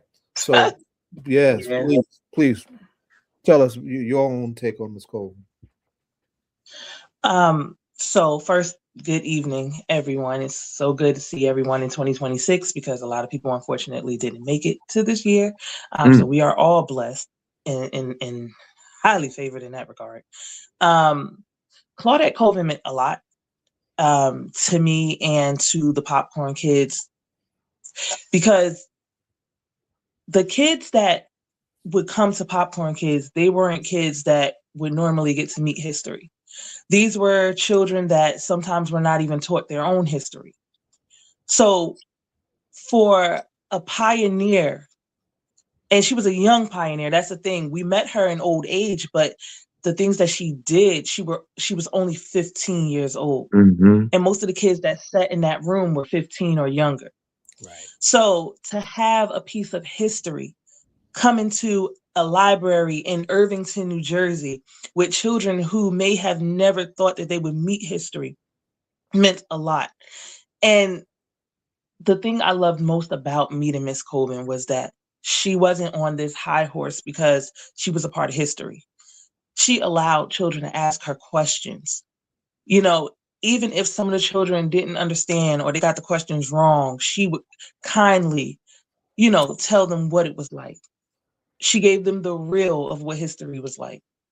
And for an adult in the room that hadn't met history before that moment, it just meant so much to me, because I felt like, where were these programs when I was younger? So that way we could understand how important our history is. And it doesn't start at slavery. Our lineage goes way beyond that. So to bring Claudette Colvin in to meet these children, it was just amazing. And then to get a picture with her. So you have a piece of history forever. It's no words to describe it. It was awesome. It was awesome. Now, don't stop there, because I mean, the mother of the popcorn kids was the great Sandra Haywood, who we lost just a few weeks before we lost Miss Colvin. And I'd like you to say certainly something about Miss Sandra. Most definitely. So my daughter is now 16 years old. Oh my goodness. But I met Sandra when my daughter was 2 years old. And when I met Sandra, I was still doing spoken word. I was performing at different places. And from the day I met Sandra, she believed in me. She believed that I could do anything. And so she introduced me to Popcorn Kids. She told me to bring my daughter. And my daughter at the time was only 2.5. So I'm just like, I'm going to bring her to this program. She's 2.5. I don't know what she's going to, gain from being in this space. That was the best decision I ever made when it came to my children. Sandra took my children in. At the time, it was just Jalen, but she took Jalen in and taught Jalen so much history. She loved on my child. She made it so that my child thought it was okay to ask questions, whether the questions was right or wrong. Like my daughter, she didn't care about raising her hand in front of a large crowd, a small crowd. She felt so confident and so comfortable. And that's what Popcorn Kids was. Sandra decided to make a program where Black kids, brown kids, white kids, any children could come in, and they were the focal point of the program. Adults were invited. Adults can ask questions. Adults can sit in. But the point of the program was to focus on children. And the biggest part of that program was it was in a library. Sandra she vocally believed that we should have programs in libraries. So just in case a child has a question, and maybe the adults that are there, if they couldn't answer the question, these children are in a space where they can pick up a book and they can read. They can take those same books home that they're interested in and continue learning. Every last Saturday of the month, we did Popcorn Kids. And it was just a space where anybody was welcome. Sandra made everybody feel welcome. And not only was she a woman that supported you in the space of Popcorn Kids, but she also supported you outside of that. She allowed you to bring in your ideas. She heard you. If you wanted to be a part of Popcorn Kids, she would find a way for you to be a part of Popcorn Kids. But not only that, she took kids that were a part of Popcorn Kids, that were members of Popcorn Kids, and said, well, you know what? They're getting older. What can they do? These kids want to talk. These kids want to volunteer. Okay, so let's bring them up and have them hold cards. Let's ask them what they know. And if they don't know, let's see how we can help them find the information that they're looking for. She is literally history. And sometimes, like I said, with Claudette Colvin, we got the chance to meet history, but you don't often get the time to see history being made. You don't often get the time to be a part of that history. She is like forever cemented in our history books. People will read about Sandra. People will know about Sandra because she left an everlasting effect, not only on Irvington, not only on Newark, but on Black history as a whole. She brought the New York Times to Popcorn Kids. These kids were featured in the New York Times because they're learning about their history. That's right. This program was amazing. And this program wasn't a government-funded program. This program was a grassroots program. This program was a group of people that volunteered on Saturday to get up and teach the next generation about who they are. We didn't just start at, oh, we were slaves. No, we learned the people of the month that impacted our history. You know, we learned about future people that will impact our history. We brought in authors, we brought in poets, singers, like Kwanzaa. These kids were opened up to Kwanzaa. And it wasn't just like, okay, well, today's emoji, today's this day, today's that. No, we actually taught these kids how important it is to know who you are. Sandra, she's one of those kind of people. Wait, you know what's interesting? Why I can remember watching the kids over the years during Kwanzaa. And I thought about that because there was one young man, he was more stocky, and he would get up and he would be like, this is this, and emotions this, and he was just like, you know, and he must be about 17 or 18 now. So I would love to see, you know, maybe one night at Pop, we can do like a set aside for the young kids to come back, just to kind of reflect to see where they are now based on the years, you know, of them participating in Pop. Because they were, because Larry, remember the picture that you have? Was that from one of the kids? Remember the picture you have? And now, I mean, it's just so much, you know, and just having the, you know, the ability to watch all of them. And I would just love to see. And I know, you know, for several years, several of them came down to DC with us, and you know, so I would love that was an amazing time. You know, just tell them where we went in DC, Madam Donna. Where did they go in DC? They didn't just go to DC. Where'd they go? Right.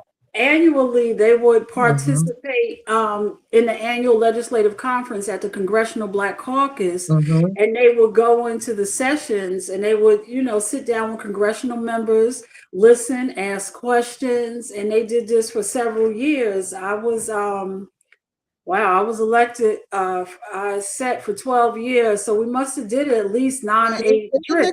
Didn't they go to that big old museum for people? We did a trip. We did a trip to the African American Museum as well. Yeah, so we, you know, and it's so funny. Trips. And then it's funny because my daughter, every year after the trip, we would go down to the Dr. King Monument, and then they would walk around the monument and everything for a period of time. So yeah, I'm sorry, your daughter. Yeah, when we went down to Washington for the Congressional Black Caucus, she was 5, and now she's 16.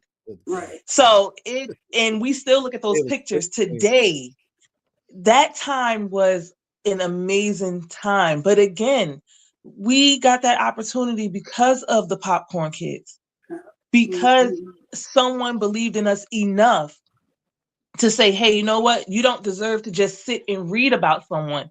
Let me take you into these rooms. You belong in these rooms. Right. And that program, if you really look back at the Popcorn Kids, these kids have done so much. And it was because of the thoughts and the dedication of Sandra Hayward. The Amistad lesson. Yeah, it was so much that they would do. But I don't know, Chairman, if we can do a day and just set aside on a Thursday to have some of the kids just come back and do a reflection of and just listen, because I know those years that were planted in those students are just, I know they are just, whew. That's a good idea, Donna. Yeah, you got a whole lot of mini me's right in that room, right there, Chairman. It's like, that's a good idea. Let's make it happen. Okay. Let's make it happen. Let's come back to you, Dimna. Tell us about your sojourn. Well, I left very early. I left very early, like 4 a.m. on Friday, the 23rd, because I wanted to get to the wake, the viewing of her body. And so I got on plane out of Newark Airport via Atlanta to Birmingham arrived in Birmingham, probably close to 11 o'clock. And the viewing was from 1 o'clock to 7 o'clock. And it was at the Bushelon Funeral Home in Birmingham's Black community. And as you might guess, the Bushelon Funeral Home was a Black-owned funeral home. And they had her in state very beautifully at that. But I tell you, and maybe some of y'all can speak to it, I don't know if any of you have Southern roots. Maybe some of our viewers who have Southern roots could speak to it. But I had never been to a wake. I never had the experience of at other wakes that I had at the wake for Claudette Colvin. I mean, I had never, it was a really, I think, and I might be wrong in this, I don't know if Jonathan is still on or not, but it was a real Southern experience for me. I mean, it was not somber at all. It was celebratory, but the people talked more to each other. You know, in fact, the whole discussion was about genealogy and how everybody, and imagine this discussion went on for like 7 hours, how everybody, well, 5 hours because there was a program like around 5 o'clock. So how everybody was related to Claudette. Wow. I mean, the whole history of her family, even one family member was talking about why they used the Colvin name, that there had been another name, and the great-grandfather who had been born into slavery initially had one name and decided to use another name. And I mean, it was really like a family affair, although, you know, I don't think most of the people who came were family, but somehow in the discussions, you know, everybody was able to find a common relative. I mean, it was something I had never experienced before. I hadn't experienced that at all the wake, and I've been to many wakes and many funerals in my 72 years. And it was something to really experience, you know, the deep roots that her family had in that community going all the way back, you know, to the period of enslavement. And I got to meet her. She had other sisters. You know, you can't define a person by one thing they did when they were 15 years old. Claudette Colvin was a mother, a grandmother, a great-grandmother. She came from a large family. A number of her sisters were there. I met and talked to 2 of her sisters, Joanne Lawson and Bernice Chambliss. So that was on Friday. And as you can imagine, this was an event for that community. I mean, from the time I arrived at the funeral home till the time I left, there were television cameras there, you know, there were news people there from the various television stations, you know, and then the funeral was held the next day. That was at Greater Shiloh Missionary Baptist Church in Birmingham, a huge church, like one of these mega churches, you know, and they picked the right church because even that huge church was packed. And, you know, what was odd was when I first got there kind of early, and the sanctuary was divided into 3 sections. And the middle section, nobody was seating in, and the ushers, you know, wouldn't let folks sit in the middle section. And I was wondering why, because it looks strange. You know, you got both sections on both sides filled with people, but the middle section empty. And then Claudette's family walked in. And it seemed like that procession was never going to end. They filled that section up, every seat. I mean, it must have been like 200 people, 200 or more people there just from her family alone. This is the program. I don't know if you can see it. This is the program. And of course, as you can imagine, she was a historical figure, and she got sent off in the grand tradition of a hero, in the tradition of the Black Baptist Church. There were many dignitaries there, community activists that spoke, elected officials that spoke, people from academia.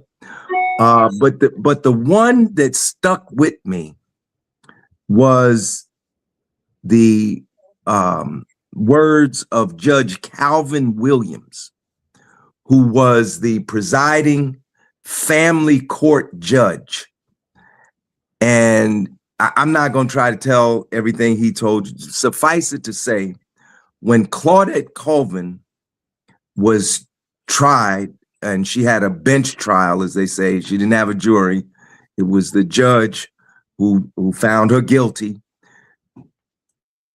When she was found guilty in that court, there was not one Black judge in the entire state of Alabama. Yeah, I can admit that's 1955.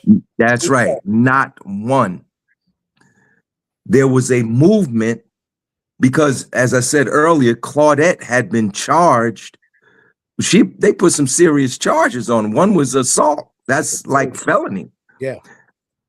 And I love when you say they do the same thing now when they charge people with these outrageous. They abuse people. They tried to hurt her. They tried to hurt her. Outrageous charges. Make an example out of her. So there was a movement a little while back to get Claudette Colvin's record expunged. Now, 66 years later, people are saying she should have her record expunged.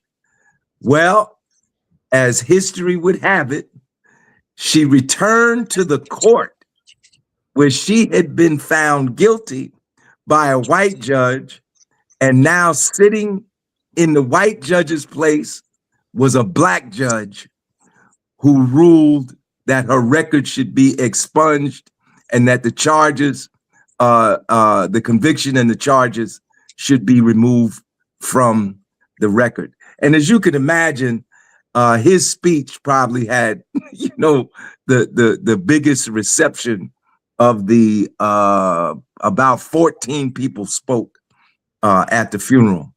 And you do see the hand of history there, right? And so she went out. She had a hero's funeral, if there is such a thing, and justifiably so. I mean, and I'll finish with this. As I said, I was born into Jim Crow America, and I can remember riding the Silver Meteor, which is now an Amtrak train. It was not Amtrak back in the 1960s. And I was one of these kids, that had to be sent down south every summer because I was so bad, so they sent me down to Gainesville. My family's from Gainesville, Georgia. And I can remember, the train leaving Penn Station, Newark, pulling into Union Station in Washington, D.C. Wait a minute, ain't that the nation's capital? The nation's capital, Washington, D.C. And what people need to know, what happened that there? the citadel of democracy, as what they call it, was one of the most segregated cities in the United States of America. In fact, when you came through Washington, you actually crossed the Mason-Dixon line, the latitudinal line that divided the North from the Confederacy. And that's when the segregated laws for interstate travel came into effect.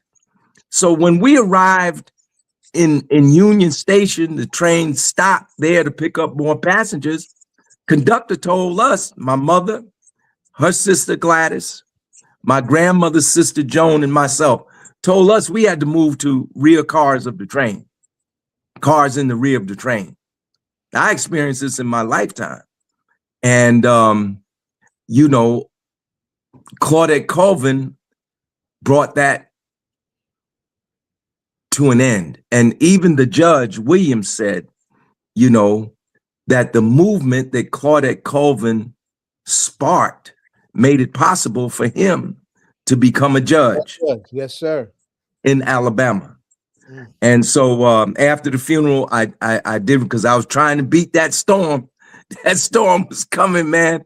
It was crazy because they had canceled my return flights and was trying to reschedule me another day. And so, but I did get out and I did beat the snow before it started on Sunday morning.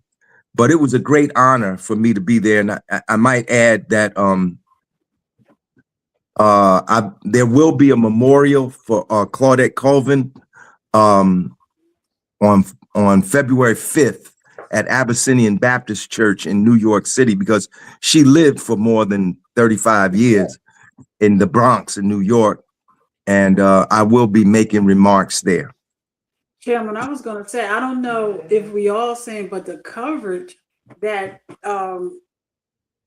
that was given, like you said, she was sent home with a hero's honor.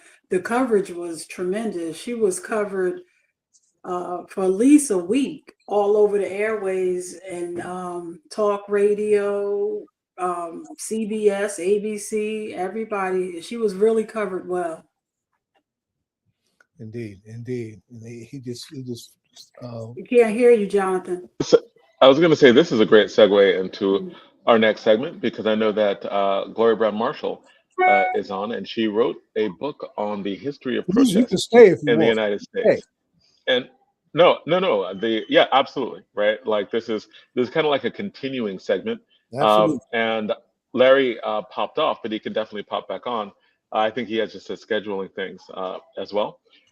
But this whole hour is, and really most of today has been talking about organizing. We started off talking about what's going on in Minnesota. We have talked about the history of the civil rights movement with the death and funeral of Claudette Colvin, and now with an academic or with a writer who is talking about the history of protest in the United States. Academic. Right, someone who is an academic who also is a part of what they write about. So welcome, Gloria Browne Marshall, to All Politics Are Local.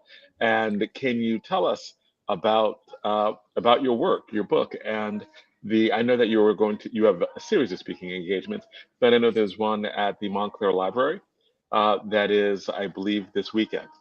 So tell us more about that, and tell us more about what it is this book is about, like the history of protest in the United States. Why is it important, especially at this time that we talk about it? Well, thank you so much. Let me do this. Floyd, into that last conversation, I want you to also respond to what you heard about Ms. Colvin and how your work relates to the Colvins among us, and then going into your regular to his question. Well, I would say first, thank you, and it's a pleasure and blessing to be here. Larry and I are going to be at Montclair Public Library on Wednesday of next week, Wednesday at 6:00, to actually launch my book, the paperback of it, A Protest History of the United States. But there is something about protest, something about people like Claudette Colvin, who make me spend years out of my life that I cannot get back to write these books, and to highlight the fact that this country, with all of its flaws, would be even worse but for the activists and others who sacrificed. I mean, the fact that she had a criminal record, just think about the jobs that she couldn't get. Think about, when you fill out those forms, how many times she had to fill out that form. And so when you realize, getting her record expunged, that what she did at 15 was something that grown people did not do. And that's what made it so important. And as someone who teaches constitutional law, I just love the fact that she yelled out as they dragged her from the bus, "You are violating my constitutional rights." At 15 years old, that's what she said. So the other point I would make is that I've said on my show, Law of the Land on WBAI Tuesday mornings, 9 to 10 a.m. And on my podcast, that I am actually motivated to put forward a Martyrs Day. And Martyrs Day, especially this year, the 250th anniversary of the Declaration of Independence, which is considered the birth of our nation. The Declaration of Independence is a protest document, and we need to give more credit to protesters, the people who are the resistors, the people part of direct action, the people in the sit-ins, the people who gave in large and small ways, the people who helped finance protests, organized protesters, so many people, whether or not it was one time in their life or their entire lives, or their lives were taken, like Jimmy Lee Jackson, Renee Good, and so many others, Martin Luther King, and so many others, whether or not they gave of their lives, gave to the struggle at a pivotal point. I think we need a Martyrs Day, and I think that day should be July 5th. And that people, wherever they are around the country, decide who they want to raise up to remember, because a lot of people are forgotten. And that's why my book, A Protest History of the United States, is over 500-year period, but it selected protests and protesters so that, you can decide. There are many communities where they've tried to forget, did forget, or want to remember people who made a difference in that community, in that town. And I think it should be on July 5th, because that's the day that Frederick Douglass What to gave the his American slave is your 4th of July. Yes. And the fact that when you think about activism, you think about all that he went through, a statesman, fugitive from bondage, a newspaper person, somebody who traveled the world actually during that time period, had to leave because they had bounty hunters trying to find him to bring him back into slavery after he published his book. He's an author and I advisor to President Lincoln, all these things that he did, but at the core, he was an activist. And he lived his entire life fighting against enslavement. And so why not July 5th, given especially this year? This could be an annual day, Martyrs Day, but I think it has to be a day in which we have our voices heard, as the propaganda of how this country became what it is going to be one that, if what we saw last year is any idea, very much slanted toward the myth. And, protesters, I believe activists and others, put the Constitution from being words on paper to reality in our lives, put Black folks and other people of color into the Constitution. And as I'll end with this quote, Martin Luther King said, be true to what you said on paper. And it was the protesters who actually made this country as best as we have it right now. You can see there are a lot of problems. It would have been even worse if we hadn't had the protesters trying at least to make this country true to what it said on paper, that paper being the Declaration of Independence as well as the U.S. Constitution. And I would just say, we're in the 250th anniversary of the Declaration of Independence. Very few people ever read the document. I would ask people listening to this program right now, you can go online on your phone anywhere and actually read the Declaration of Independence. It's not what you think it is.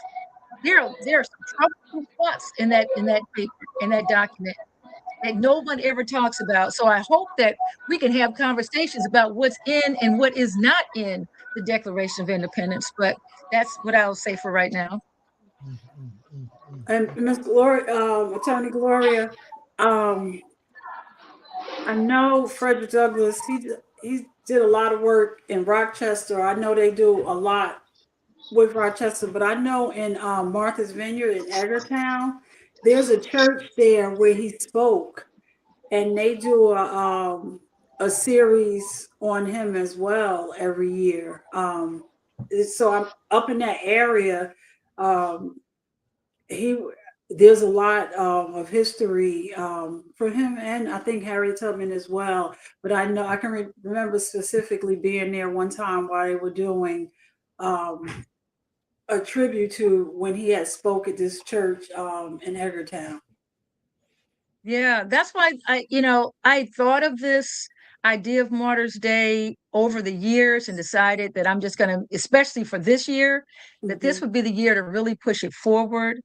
And then I had some friends, especially an older friend, say to me July 5th because of that day and Frederick Douglass being, the one to question this idea of the 4th of July. And under these circumstances, these horrific circumstances we have right now of the diabolical nature of these barbarians who are murdering people the way they're murdering people under color of law. I had the opportunity to go back and just look more at George Orwell and Animal Farm. And if people have a chance to go back and read Animal Farm, go back and look at what George Orwell was writing, especially Animal Farm, you'll see that what these dictators, the ones who want to lead these regimes, will fall back on is law and order. They're the ones breaking the law. They're the lawless ones. They're the ones trying to manipulate law, get rid of constitutions, and they'll always put themselves forward as the people who are law and order. And that the reason why they have to we're forcing them to kill, forcing them to make mass arrests, forcing them to act in this barbaric manner, because they're trying to instill some form of law and order. And that's what we're dealing with right now. And once again, it will be the people, the protesters. The law firms capitulated out of the box, didn't even put up a fight, didn't bring a lawsuit, nothing. Gave it all the way in the very beginning. I saw Lee Bollinger being interviewed by April Ryan on Christiane Amanpour's show, Amanpour and Company. And she asked him, why did the law firms capitulate? And Lee Bollinger had the nerve, the former president of Harvard, advisors to presidents, said, they didn't have a choice.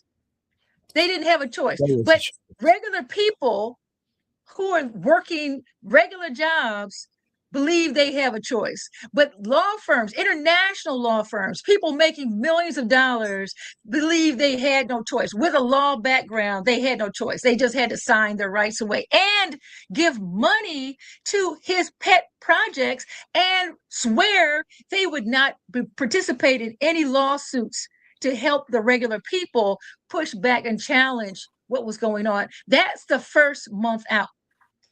And so from there, it's been one after another. And so it's up to the people protesting in whatever form. It could be in the street, and I give all props for those people, because no matter, even under regular, if you think what regular circumstances, I don't even know what they are anymore, under regular circumstances, to put one's physical body in the street is dangerous. That's right. Because what you're saying is the status quo, what you're living by, because his identity is one of the strongest things we have. And when you say to someone, what you're doing, what you value, how you're doing it is wrong. It needs to be changed. And I'm here to show you how it needs to be changed. That by itself is going to hit a core trigger in which even so-called rational people will act out. How dare you say the war is wrong? You're unpatriotic. How dare you say the president is wrong? You don't know. There's always going to be a pushback. And there's always going to be this irrational ones who decide they have to strike back with physical violence. I had a conversation in my book, A Protest History of the United States. People ask me, what about violent and nonviolent protests? And we need to give more credit to our ancestors. We need to give more credit to the people who protested. They had strategies. They had tactics. They had training. I had a chance to go to Selma last year and talk to the elders who were in high school during the time period of the Edmund Pettus Bridge walk, in protest for voting rights. They went to classes every week on nonviolent philosophy. And then how they could be. So when we have people now saying they just get a sign, walk out there, it's like, and they think they can have the same effect that these other people had. They worked at making goals. How are we going to do this? What's the objective of what we're doing? How can we use going to jail as a strategy in the protest. If somebody's, and then who's going to go to jail? You know, it was they had structure to it that I'm not seeing as much today. But like I said, I give all props to people who are physically protesting and the freedom freeloaders who are sitting back just thinking it's all going to work out. Freedom freeloaders. Well, Freedom freeloaders. Congressman Clyburn was recently last week on The View, and he was talking about when he was a student at Morehouse, and I think SNCC had a meeting with Dr. King, and they were down there training in preparation for protests. And he was saying how to protest. They said the meeting was going to be 1 hour, but they end up training from like 9 p.m. to like 3 o'clock in the morning, and how structured those trainings were. And through theatrical movies, we have seen them show different trainings where they were illustrating people being spat upon and things like that, and preparing them for, you know, the things that, so they anticipated what was going to happen, and then prepared them for not to push back, and how, you know, and then after you got tired, sending the next set of people. And yeah, like you said, it's just not walking out on the street. It was very, very structured, to the point, I think, I don't know how many years ago, was that a protest in Egypt? But it was basically the Arab Summer, Donna. And that was basically based on the civil rights protests, and how they had studied. Now everybody studies the civil rights protests and everything. Well, I'm so glad you said that about everybody studying, because you're going to hear it here first. They've studied us. And that's why people wonder, why would they do it in this methodical way? They studied the civil rights movement. They studied what would be the ladder to success for Black people. Where are those ladders? Government jobs. How do we affect, we can only work on the federal government jobs for right now, but how do we work on those government jobs? How do we get people out of Black people out of the middle class? How do we undermine Black female power? What do we do? And so they have, and I can see this by deducing from the strategies they've used, that they have studied where to hit us. So what they did during the civil rights movement, during the anti-Vietnam War movement, this is in my book, that those protesters study the opposition. Yeah. Where is the best place to be? Where should we have? I mean, we have not even had the sit-ins the way we should have them, you know, and it's like, and where should we have? And so right now I have the opportunity to write a piece, and for a very, you know, credible news source. But I'm concerned because it's like they what I'm being asked to write, I think, is what strategies should be in play right now. That's not the conversation that we should be having as part of a media broadcast. Right. Those conversations should be around a table. And one of the most striking photos that always comes back to me, is Dr. King, his hand resting on his chin, listening to a council of advisors. Where are our council of advisors?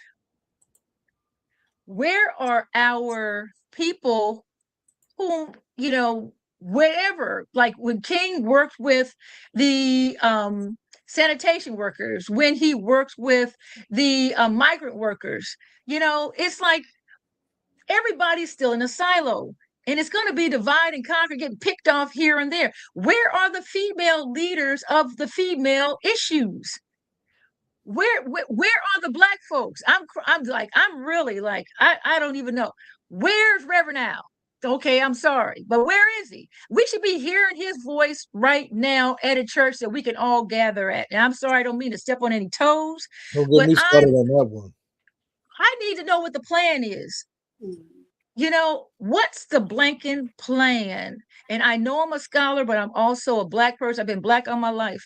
I've been a woman all my life. And those are two endangered demographics. That's right. You know what, And Attorney, how we've been able to survive.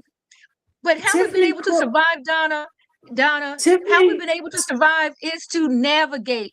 We can't navigate if we have no goals, we have no plan. That means we're just in survival mode. That's why I to said, your, I'm sorry if I'm yeah, stepping on people's toes, but no, it's like, where are these leaders who want the title? Now is the time to come to the forefront. Well, let me and say to this. your point, I was going to say Tiffany Cross and Roland Martin actually had this conversation last week, and Tiffany was actually saying that there needs to be a conversation offset. You know, we It has to can't be have offset. every conversation. We can't have every conversation at the mic. We can't. And if they come in, they sneak in, because people are like, oh, we can't have any private conversation. You'll be infiltrated. Then let them go through the work of infiltration, as opposed to we just hand it over to them. You know, make them work for it. So at this point, it really concerns me that, you know, even if we have something at a church, there's going to be somebody in there, of course, the race managers are going to be in there, you know, to take back the information. But to have no town halls, to have no meetings, or we're not, or perhaps I'm speaking for you and me, perhaps we're unworthy of being in the room with the conversation. Are we not of the class that you know, the Negro leadership class, where they have all the conversations where they are and decide they're just going to duck and hide. And you know, I've had people say, oh, we're going to stay, don't join the fray. This is somebody else's argument. This is not for us. And that's the other thing, that, you know, Black women, I've heard, you know, oh, they had a viable candidate, they didn't do it, they wanted this, well, let it happen to them. That's not the way regimes work. They are not going to just stay with Latinos, and not just going to stay with immigrants. As we see, they just killed 2 citizens. So this whole idea that you can stay on the sidelines and think this is going to blow over and it won't affect you, that is not true. I'll just say, I think it's kind of short-sighted. I'm trying to be nice about it, but I think it's short-sighted. What were you going to say, Zaid? I'm sorry. I done forgot now. No, several things. One, I was going to say this. One, to the question about when you asked, you know, Reverend Al and whatnot, and I'm not going to belabor my own frustrations with him and his relationship with the Bureau, right? I would hope that there comes a time, and this is me leaning on Ella Baker and Malcolm, where we outgrow the need for the leader and come to this space where we're about collective leadership, right? And I really mean that. But coming back to your book, but can I mention something on that line? Because a lot of the younger generations are saying we don't want a leader that is about the collective, and I get that. Except right now, I don't see anybody really. So I'll take the collective, I'll take the group, I'll take co-leaders. I'm just wondering, what is the plan, and how are we going forward? And unfortunately, I've heard, and I've interacted with some people who are leaders of some of these groups, like Indivisible and some other groups, and I've asked them, do you have any Black women in your leadership? No. So other ones, you know, we're meeting, it's like, oh, we can't represent everybody. That wasn't the Indivisible, that was another group where a white female, you know, leader told me, oh, we can't have everybody, you know, and I'm like, look at this going, we have over 200 years, actually 400, of institutional knowledge. And yet egos will have people say, oh, I can do that, because they see the TV version. It's like, you know, you've never been a community organizer, but it's like, oh, I can do that. It must be easy. Black women are doing it, I guess. So it must be easy, you know? And so that's why I'm seeing Black women sitting this out. And it's like, okay, Kamala ran for 4 months and you're upset. It's well over 4 months now. When are you going to come back into the fray? Well, Well, let me just say this, on behalf of some sisters that I know very much out there, right? Yes. Our George Floyd summer was overwhelmingly led by Black women, young Black women, right? The Black folks who are being attacked in Minneapolis, with the only exception being Don Lemon, are Black women. They're out there. You better believe our sisters are out there. But I'm talking about, I don't know if you know about the 92%. Yeah, okay, that's what I'm talking about. Because there's some finance that needs to take place. I'm looking at, is the NAACP, where are they? Urban League, Leadership Conference. I'm just looking at the places that historically had played a role, and I'm just wondering, where is the plan? And could you please share it with the rest of us so that we can go back to what Donna was saying, navigate, negotiate, and have a clue as to what we need to do in this moment. So, and my book is A Protest History of the United States. So I'll stop with my other and go back to the book. No, yeah, now on that. Now, from your book, at this moment, with its complexity, frustrations, and limitations, and lack of direction, what protests do you think are particularly instructional for this particular moment that the readers of your book need to bite on that apple like real quick and make sure they're at the library on February 4th? And by the way, I have some potential other dates to set up for you. Oh, thank you. Yeah. And like I said, I'm not trying to take away anybody's props. I'm glad that people are protesting. I think economic selective buying / boycott is effective right now. Just make sure that it is something that, going back to the collective, that is known. We are going to do this to you. We're going to do this because today was supposed to be the day of no buying. And I saw this text going around, and it was like most people didn't even know what was going on, because the information hadn't gone around. I would also say teach-ins, talking about what instructive. Wow, we need some teach-ins. We need people to actually learn what's going on so that they can become ambassadors and do the things they want to do. Sit-ins, but sit-ins instructively, sit-ins in a way in which people can better understand. A protest history of the United States, William, so that people can better understand how they could be a part of a protest. But I think the last part of it is just, you can read my book and see the different ways people have protested. Of course, the vote, but we're not going to have a democracy in which we can vote if we don't pay attention to what's going on. So I just wanted to say, I will be Montclair Public Library, Montclair, New Jersey, with Larry. We're there together discussing our backgrounds in activism, because we're very different as far as some of our backgrounds, but some of it overlaps. And Larry is actually interviewed for my book. So I've interviewed different activists as well. The activists who got Fannie Lou Hamer out of jail when he was in SNCC is interviewed in my book, Frank Smith. So I thank you for your time, and I don't know how I got all riled up. Attorney Marshall, before you leave, is this your first time? It is. Yes. Okay. So this is a hip hop political show. So we asked everybody that when you are doing the work that you do, whether it's lecturing, teaching, whether you're writing and preparing for your next book, is there a hip hop artist, individual, or group that you listen to keep you motivated or to inspire you? I have intellectually been trying to understand Kendrick Lamar. Okay. Trying to. And I listen, and it's like, I'm sure people have a class on that. Because especially not like us. Yes. There were. Yes. And so when he was at the halftime, and his jacket had Gloria on it, and I was like, I wonder what Gloria means. Yeah, I don't know if people caught that. I did, because that's my name. So his jacket actually had Gloria on it. So they said everything on his jacket had symbolism. So intellectually, I'm trying to get some of the things. I listen to the clean versions, I'll tell you that. Okay. And I even had on my show. But yeah, I would say Kendrick Lamar. Okay, but we don't have to get. I wish Jonathan would have stayed back on because Jonathan had really broke a lot of that down. But I missed the Gloria. But we're gonna get an answer for you on that one, okay?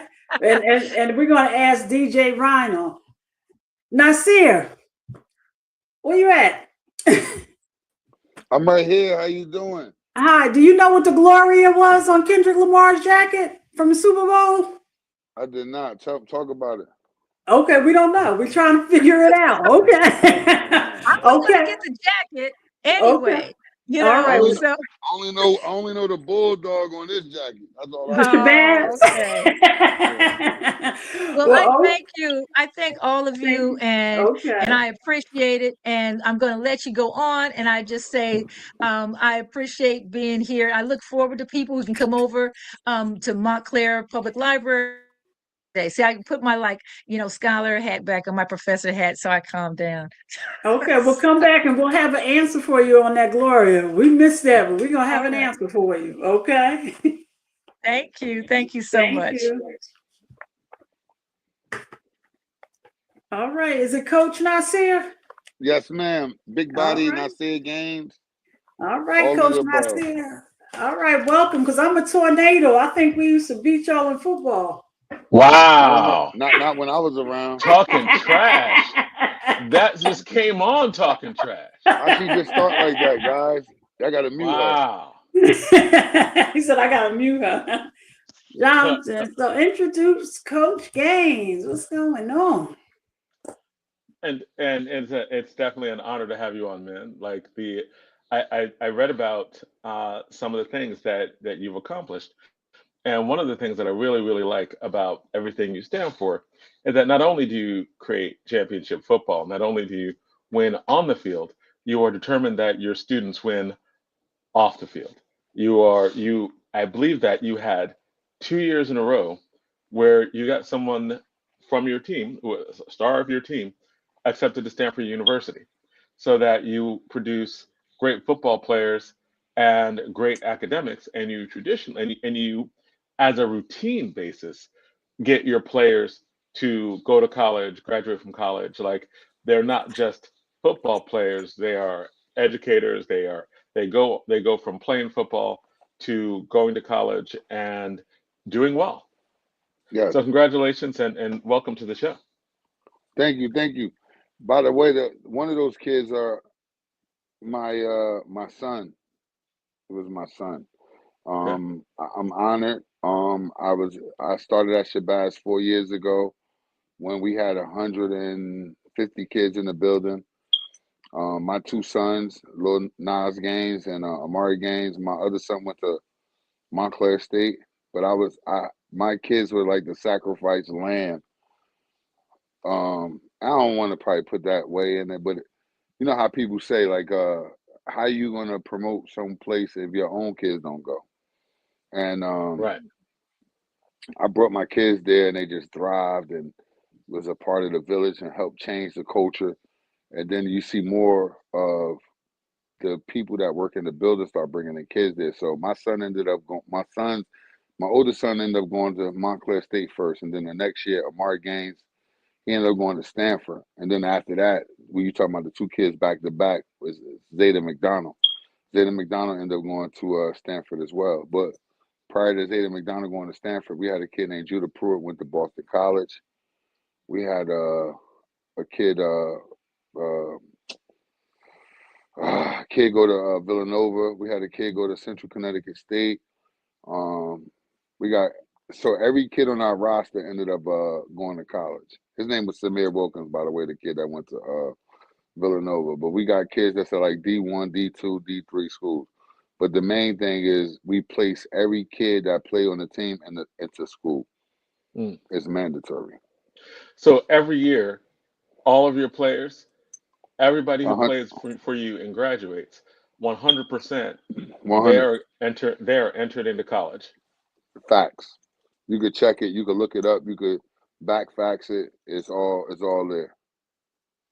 Oh, that's excellent. So what are some of the things that you do as a coach? We all have our own Bibles. We have ways that we have of looking at the world, and that approaches the way we look at the sport. what are some of the things from your coach, Nasir Big Body Gaines Bible? So it is a student first, athlete second, right? We use football as a vehicle to get us where we want to get to. We know a lot of kids. I know a lot of smart kids, but right. I mean, what I mean by my kids are smart as well. I'm saying a lot of high academic kids. You know what I'm Right. saying? High Yeah. academic kids. The hardest thing is to get an academic scholarship, Mm-hmm. right? So if you are able to have a kid that could go to Princeton or go to Harvard or go to Columbia, like we had a kid just get a scholarship offer to Columbia.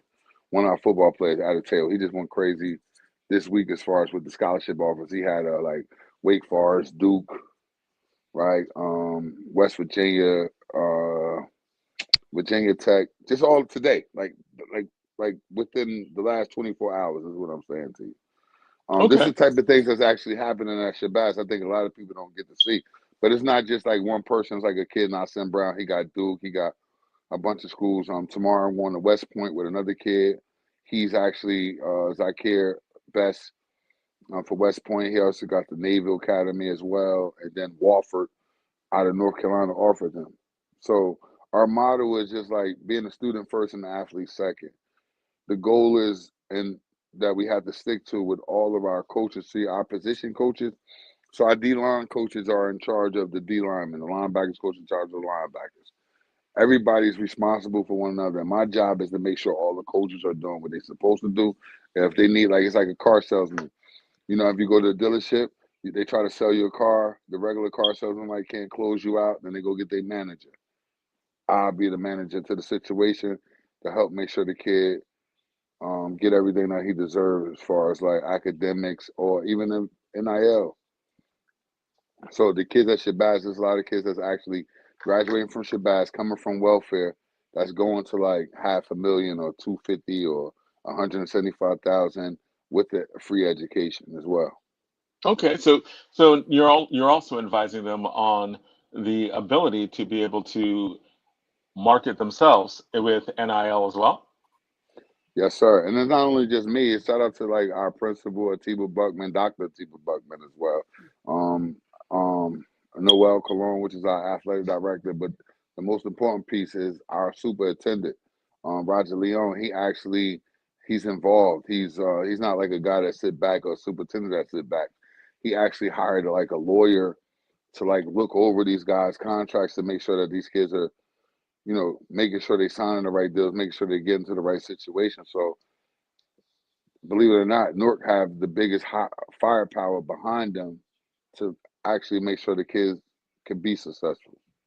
Wow. So you're saying that it's literally, I always say this with debate, right? With academic high school debate, Newark is one of the places that supports academic high school debate more than anyone else, in terms of funding, in terms of things that we need. And I always say that our kids do well, not in spite of Newark, but because of Newark. Right? Right. Like, and I'm always saying that people are like, oh, I escaped Newark. All right. I was like, no. Like, our kids are able to do incredibly well, not in spite of Newark, but because of Newark. Because of Newark, And yes. and you're saying it sounds like you're saying that this is not just a you as an individual coach By vision far. thing, even though you have this vision, right? You're saying that it is connected to your principal. Like it's connected to all of It's your a chain coaches. of reaction. It's everybody who sees the vision, feels the vision, All hands understands the on deck. vision, or understands the mission. Yes, they all steps in and help and to what their capacity is, right? So like the superintendent, he big time, so he the one that makes all the bigger decisions, right? That makes my job actually a little easier. So he makes the big decisions that make the principal able to make those local decisions under her school that allowed me to do my job effectively. Well, two things, Coach Gaines. Brother Dumas said hello. He's watching the show, and Mr. Hathaway said, "How do you can you talk about Shabazz moving up in the groups?" Yes. We love it. We want to be non-parochial if he's listening. The goal is to be the highest that you can be, right? We don't duck no smoke. We don't tuck our tail. We are from North, and we love to be it. Like we of it. We live in it, right? And the goal is to keep all our local North kids home, right? And not go to the privates. I was a big part of that. Obviously, being a founder of a youth program, the Brick City Lions, and not having the knowledge of able to send kids to school or trusting the local coaches at the time to send them to school. So now to be able to be here, grind with those guys, like having like I said, the superintendent, he's providing ways so all of us could get better, right? So that now I can see that the guy from Central is getting better. So if a kid don't want to play for me, I could be like, yo, go play with Central or go play for a Weekway, right? And the goal is to make sure Newark as a whole, it's not like Shabazz or just Brick City. It's the whole Newark to be one. And like we had Greg Schiano, if y'all familiar with him, the head coach of Rutgers, he came by yesterday and we just gave him a red carpet. And I was telling somebody, I was like, dang, this guy won like 2-3 games. We had James Franklin, Ohio State head coach. All of these guys come through. We didn't do it like that for them, right? But we rolled the red carpet out for Greg Schiano, and superintendent said it's bigger than that.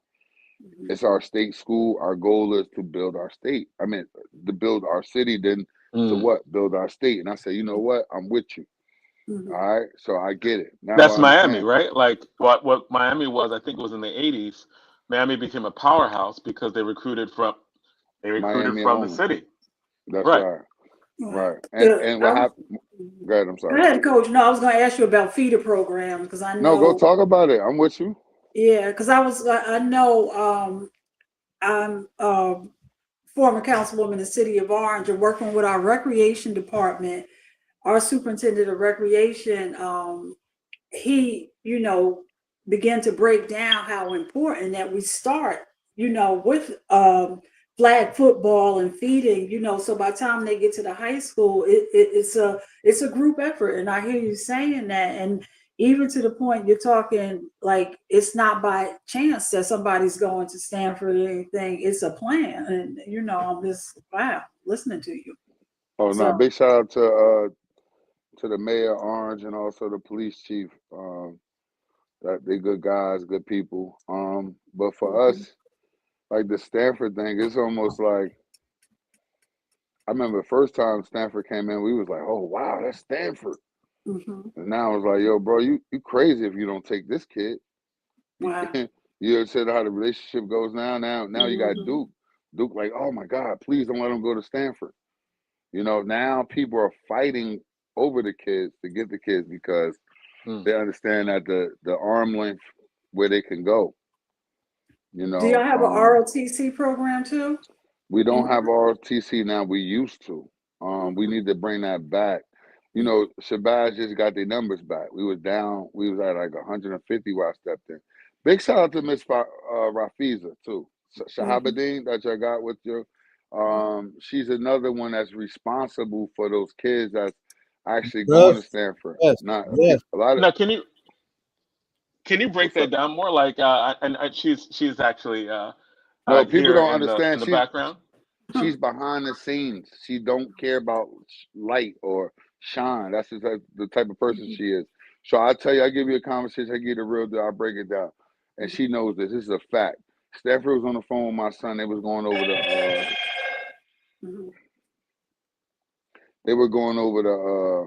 his essay or whatever. They were like, add this, take this out, put this in, don't do this. I said, hold on.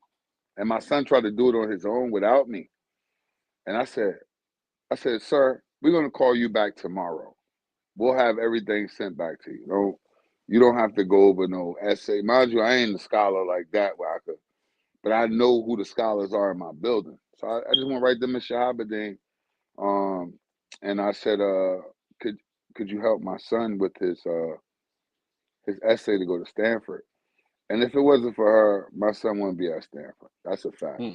And I'm able to say that live. And then the kid, Zeta McDonald, he came next year. So being that, one hand get burnt, you ain't gonna burn the next hand because you already got one hand burnt. So I said, no, this is what you're going to do. Go to Miss Shahabadin, and she's going to get you through. And he went to Miss Shahabadin. He was accepted. He's now a student at Stanford now. So a lot of people, it's the behind the scene heroes that make everything work. So salute to people like her. She's not just a regular hero. She's a superhero. So I just want to thank her. Thank Rafiza. Agree to that. Hey, that's amen. Yeah. And that's great, because a lot of people don't really give praise to teachers, right? Like, and I think that it's great that when you're looking at what you're doing as a coach and what you're doing there, you're like, no, we're not in competition with the English teachers. Oh no. We're working together with the English teachers. We No. are all a part of the same family village, and everyone just comes in to be a part of that, to be a part of the village. You gotta be like that. That's the only way to do it. Once I recognized who was who in the building, what teacher was doing their thing. Like we got like one of the best math teachers in the district, Mr. Lodge, right? We got a lady named Miss Floyd. Me personally, and can I be myself? I'm gonna help. Absolutely. I want to be real. All right, me and Miss Floyd don't get along. I don't like Miss Floyd. She don't like me. But she's the best English teacher of public speaking in the district.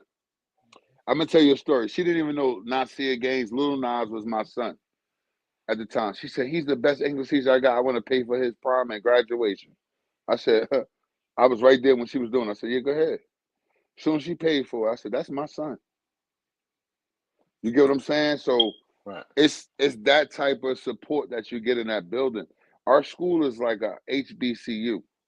We got the best band, right? We got the best cheerleaders. We got the best coaches. We got the best administrators. We have our lunch staff, the people who provide the meals, our security staff. Like, they the safest. Our school, you don't have violence. You don't have all the crazy things going there. It's a what they call it, a village. It's definitely a village. But when Mhm. people think of bad things, they call it like it's something from back in the day. Like, let's say if your cousin went there and it was bad, like, oh no, not Shabazz. They'll think of not the tip of my tongue, it ain't here coming right. Right, but you understand what I'm saying. So Mhm. it's a whatever it is. right. Okay.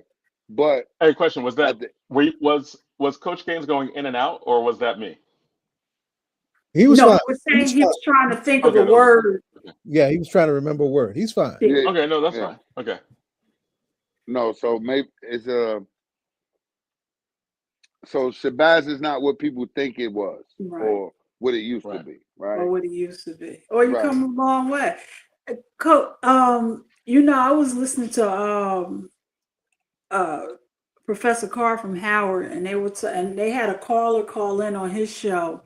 And there's a school, a group in Nashville, and they were talking about doing a feeder for HBCUs, in terms of their football programs, and because you were talking about D1s, and they was just saying how they were trying to do feeders for HBCUs. Do you work with a lot of HBCUs? We do. It's the hardest thing is, all right, so I'm gonna be honest, I'm gonna give you the trick to it, right? Mm-hmm. So a lot of the kids at Shabazz, it's either gonna go above HBCU Mm-hmm. or it's gonna go below HBCU. And what happens is HBCU don't want to come into that range where they think they supposed to get a Zeta McDonald when he going to Stanford. Mm-hmm. You see what I'm saying? Mm-hmm. I get it that so me, I might say Raekwon Clark deserves to go to an HBCU. Mm-hmm. But then the HBCU may not want Raekwon Clark. Mm-hmm. And I'm telling you this because it's real situations. No, I got So I'm giving you the real situations while we go along. So the main thing is I had those relationships. We get the Howard Universities come to our building. We get the Morgan States. We get a bunch of those schools that come through. Mm-hmm. But it's just really no cigar because they may want Amari Gaines. And then I'm like, do I send my son to Howard or do I send my son to Stanford? Okay. You get it? Now, as far as the feeder system for Shabazz, like I said, I run a youth program, which is the Brick City Lions. And Brick City, Brick City is they known for sending a lot of kids to the private schools.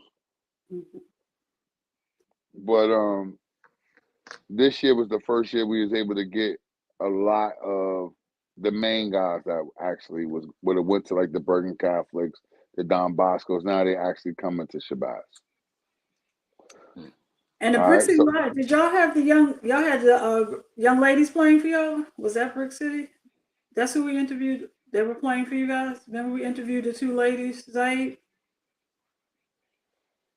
That were playing Brick City? At Brick City? Did y'all have two girls playing for you? You might have interviewed Jalea Richardson. So what Jalea is like the top. She's like a wrestler and a football player. She is the best. Man, I wanted Jelly to come to Shabazz. Yeah, I think she told us that they were recruiting. Yeah. That girl is good. That's that's like that's like my daughter. My daughter actually cheers for the cheerleading team, but if I had a daughter that played football, that would be my baby. My daughter. Yeah. So I think that I really like what you're saying about the way in which athletics are being used to push academics, create and change the culture of the school. Yes. Because right now, and it's interesting because when you're saying that this is an entire playbook of everyone who's there, I remember the superintendent talking about this close to 10 years ago. Like when he first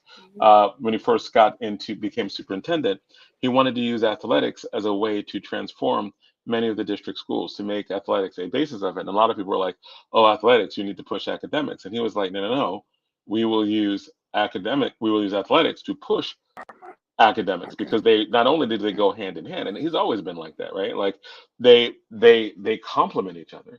The reason why a lot of kids come to school is because of the things that go on after school. It's the co-curricular activities that are so powerful, and those are often anchors into transforming culture of what we're doing. So it's just great hearing you talk about how this is part of a overall plan and stuff that you're doing. So now I appreciate hearing where that goes, and knowing that the image of Shabazz is like where, if you want to go to Stanford, maybe you go to Shabazz, right? If you want to get recruited by Duke, maybe you go to Shabazz. And I think it's excellent that that is where we are right now, and in stuff that you are doing. The question I have for you: well, we talked a lot about academics. We didn't talk a lot about football. Talk to me about some of the success that Shabazz has had in the last year in football. Who you beat? You can hear me? I can hear you now. All right. So we did talk about academics. So football wise, we have, shout out to the superintendent again. We just got a new weight room, a weight facility. Our weight room is beautiful. We got turf field. We just recently had like Greg Schiano visit. Like I said before, he gave his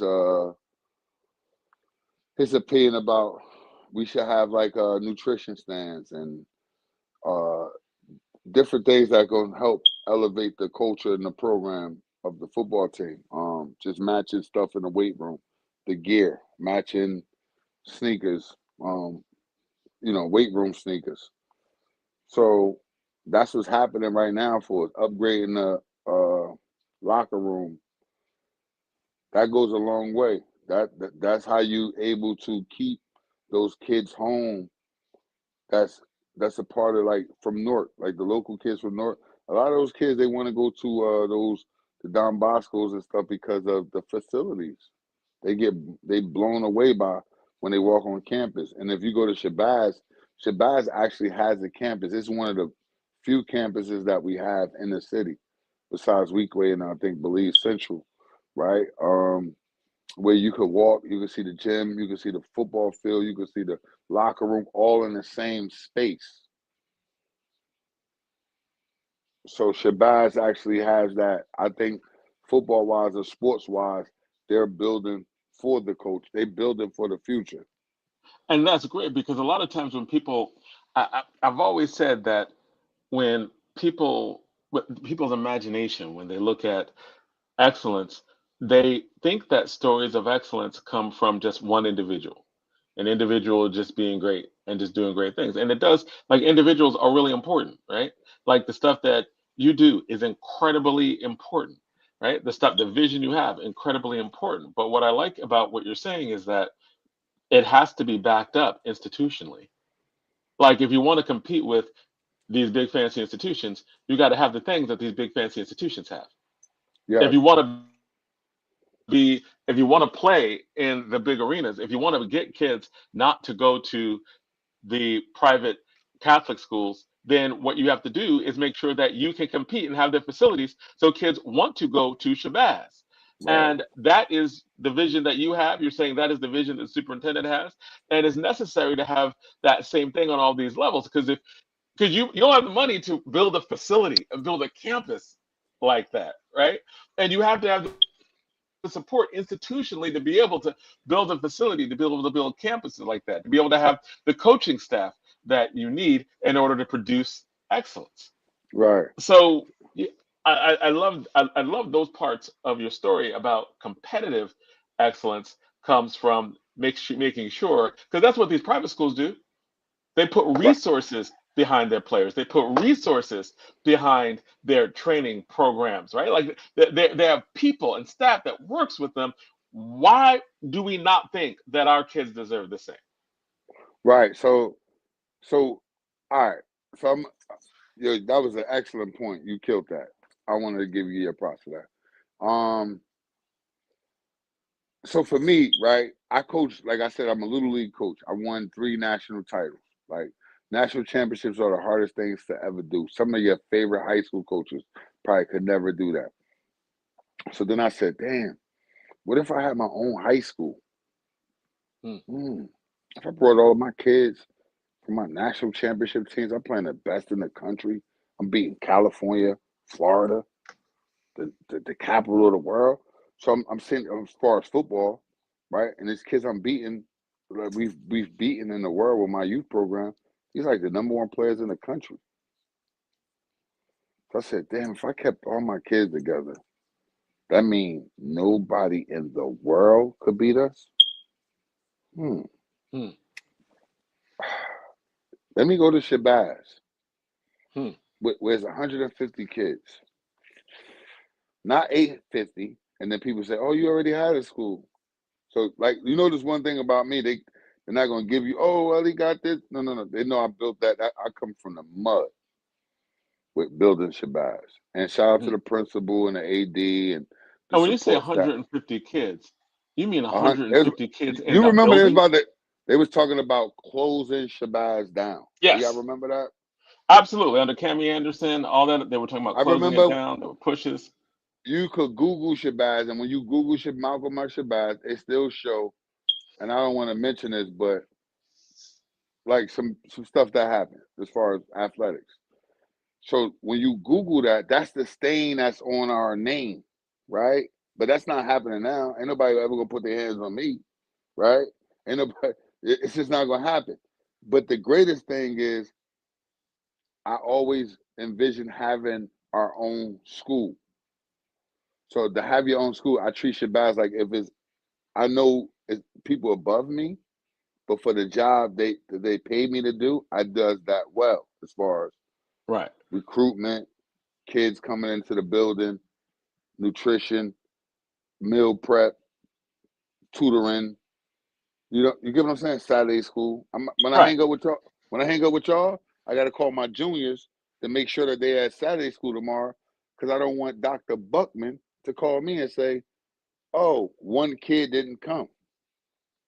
You get what I'm saying? So our Right. kids are mandatory to go to Saturday school, mandatory to go to tutoring. You asking me how do we build these kids to be able to go to the Stanfords or the Boston colleges or the Villanova? These are other good academic schools outside of the Stanfords too. That Boston College, it's a Right. high academic schools. So it's not like these kids from Shabazz are just going to regular local schools, but they thriving and they surviving, and they're making honors of 3.4 at Stanford after leaving Shabazz, right? Nice. And then, but I want to just take you away from our athletics, like our kids that leave and they're part of our JAG program and they go and compete on who got the best resume or who, things like that, wearing blazers and ties to events where they competing against other kids. And then now they're able to actually know how to interview. We ain't even talk about those kids. That's the crazy thing about the school or the kids that go to the military or whatever it is. Like, we have a high success rate at the school. I hope this turn into a Shabazz thing because that's what this is about, right? Our facilities are the greatest. Look at our basketball team right now. They're number 15 in the state. They 16-0. So I'm looking at your record was 12. So your football record was 12-2 for the season. You go. There you go, 12-2. 12 wins, 2 losses. Okay. Right. So we lost to St. Peter's Prep. They beat the crap out of us by 50. And Camden, yeah. Damn. Now listen, I lost to my own group of kids. Right? So what do you mean by that? What I mean by that is I lost to the Brick City Lions. So my kids that go to the private school, I'm competing against them against with their younger brothers. So if you look up to somebody all of your life, if I'm 5 years old and you 7 and you killing on 7U, and I know you from when I was on flag, I idolize you. So if you're a senior and I'm a sophomore, that's my big brother. How am I supposed to really guard him when he going to Michigan? So your kid from Pop Warner came back and met you in high school. Okay. You see what I'm saying? So it's a mental thing. A lot of people understand about the mental part. So the kids gotta look at them like, that's big bro. But ask St. Peter's, they won't run it back. Right? Why they won't run it back? Because now I got the upper hand because I got the more Brick City kids that's at Shabazz. No, I got the older kids that's at Shabazz now because they juniors and seniors. You see what I'm saying? So it's a difference. But I want y'all to know this, though, and I want you to look this up. It's probably never been another school like us that did 2 kids that went to Stanford back-to-back in 2 years. Right. I'm talking about from your smarter schools, whether it's Del Barton Science, Rutgers Prep, you name it. Shabazz did it. And we could do it for a 3rd year with Adekumbe Adeteo.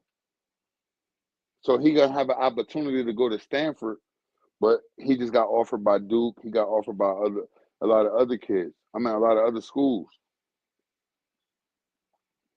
I think that what you're doing is cool for a reason that, like you just said, that when you talked about the defeat and you talked about we lost to our own kids, I think the thing that you are even putting further into there is that these all are kids from Newark. Yes. These are all kids from around here that got plucked by the private schools.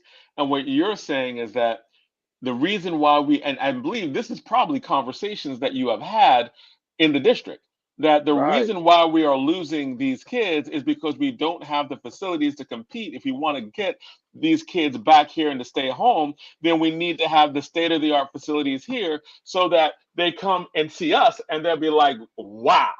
Right. So now when we need to go here. Right. So when you walk into Shabazz, right, you got to walk into the school. But if a college coach was going to St. Peter's, they'll go walk into their football facility. You see what I'm saying? Right. So now you go. Now, within a year or two, in 2 years from now, I'm gonna always come on the show. I'm forever indebted to you guys, right? No matter how big I ever get, right? I did this. I believe I was on the show on COVID before with the mayor and everything.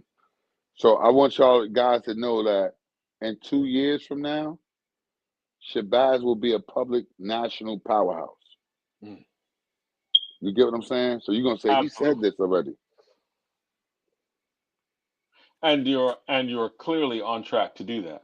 Because if you recruit from the talent that is here, if you just recruit from the talent that is in Newark and that goes away, if you get more of those kids coming here, there you go. Those kids are going to be dominating the whole state. It is in the way, again, I've mentioned this before about what I believe it was the University of Miami did with Miami, right? Right. And in terms of recruiting a lot of kids from Florida, they were like, hey, we have all these great players in Florida. We need to get them on our team so they don't go other places. So we need to find ways to attract them here. You are doing that on a high school level, but you understand that you actually have the best talent in the state in other people. What you're telling me is private institutions understand that the They best do. football talent is in Newark, and they come to Newark to get that best football talent, and we Yes. just keep losing them in our public schools. I think No. that what you are doing right now is really showing public schools how to compete, like how to Right. really compete, because Right. we're losing all these athletes to these prep programs, right? Like and these private leagues. Private leagues are coming up all over the country. People aren't playing basketball for their high school basketball team. They're playing someplace else. You're not playing for your local football team. You're going to a private school because they said they'll give you the better education. If you want a future, you'll go here. So you're like, oh no, if you want a future, you stay here. You got kids. I don't want to put their business out. You got kids that go to private school, and our public school got more resources than any of those private schools could ever present for those kids. Coach, you care No, about a the lot baby, of people. and you No. care about, and you have a sincere love for our babies, Yes. and that's something you can't pay for. And I want to put, like, I think they love our kids. I just don't think they love our kids like we love our kids. I don't think that they put their arm around them and they care and know that they're going to be there like you would be there for a Norker, right? But then they don't have the resources to take care of your kid as well, like academically, right? And that's what I like. So, for instance, I had kids I coached that made it, that went to the private schools. Salute to them. I love them like I love any kid, right? But when they come back to work out, they don't go back to their high schools that's in Ramsey or Montville or whatever, Oradell. They're not going there. You know what they're going to lift at? Coach, can I use your weight room? They're like, oh, you want to come to the doghouse? You get what I'm saying? Right. And now they get to see it. Now they able to tell their own people, like, no, go play with Coach Nas. Go play with Big Body at Shabazz. You're gonna make it. You don't have to travel, get up 5 a.m. to go to down the highway and put all that stress on your mother to pay tuition just to end up at the same school you're gonna end up at if you went to Shabazz. Can you imagine? Like, there's some kids that actually go to D3 from the private schools, right? And then we got D3 kids at Shabazz. So my kid went to high school for free, but you paid $15,000 to go to a private school just to end up at the same D3 school as a kid from Shabazz. Wow. Now you didn't spend all the college, and now you got to spend more money. And my kid's still going to that D3 school that you're going to for free. Because I'm already telling him he can't afford it. He's not. Y'all got a kid right now. I won't mention his name, right? I told the coach. He says, "Yeah, man, he looked good on tape." Man, I don't think we got football money for him. I said, then he don't look good on tape. Right. So let's not play this game. I have a school for him. I want him to go play for you. But if you don't have no money for him, tell me now. Right. Don't waste that time. Yeah. Right. And Coach Please. Gaines, are you doing, like, is your GPA standard, or have you taken your academic program and kind of pushed the students a little in preparation for life?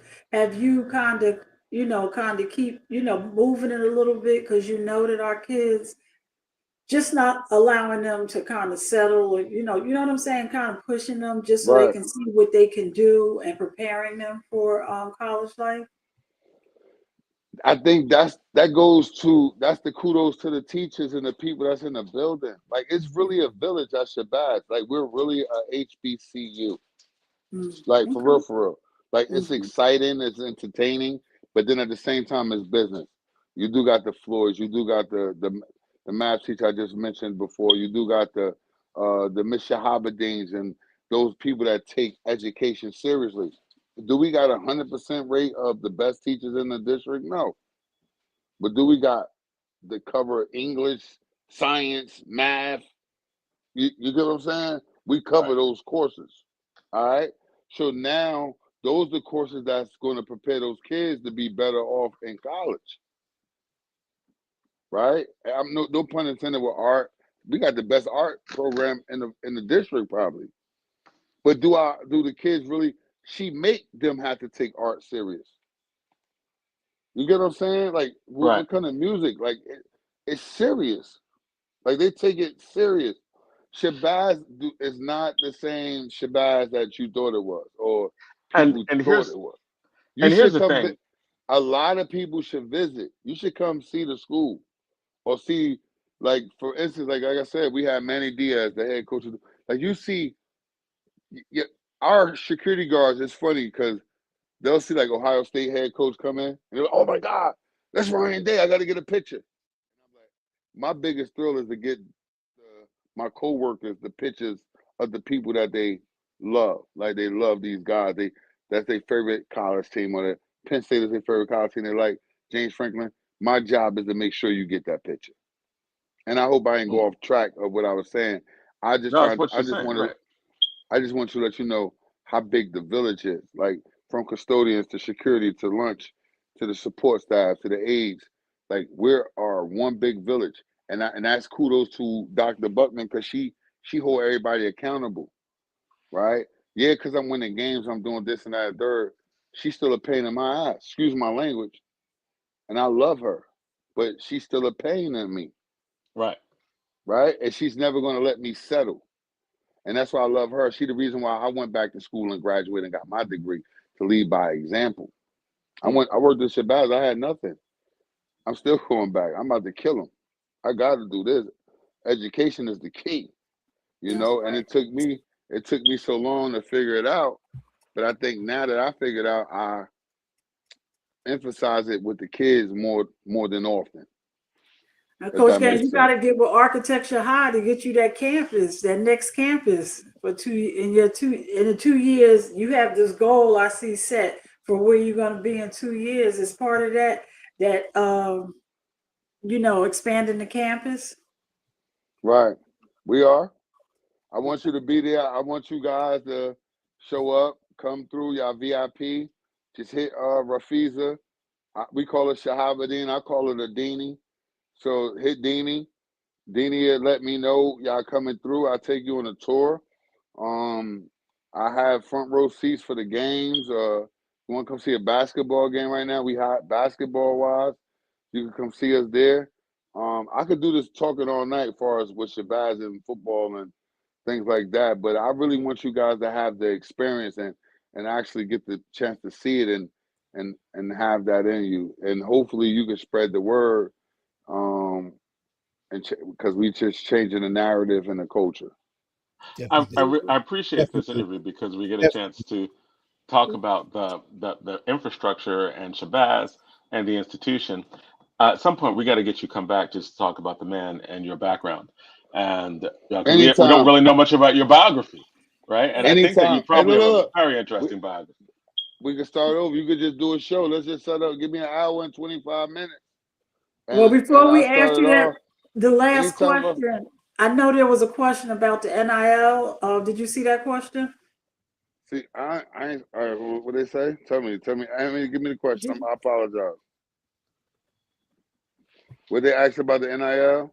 Should it be in high school? Oh, go ahead, Jonathan. I'm sorry. What does he think about the NIL? Should it be in high school football? What benefits will help out? Oh man, I was afraid of the NIL until I saw my son get his NIL. You know what I'm saying? So I'm like, why would I trade that back?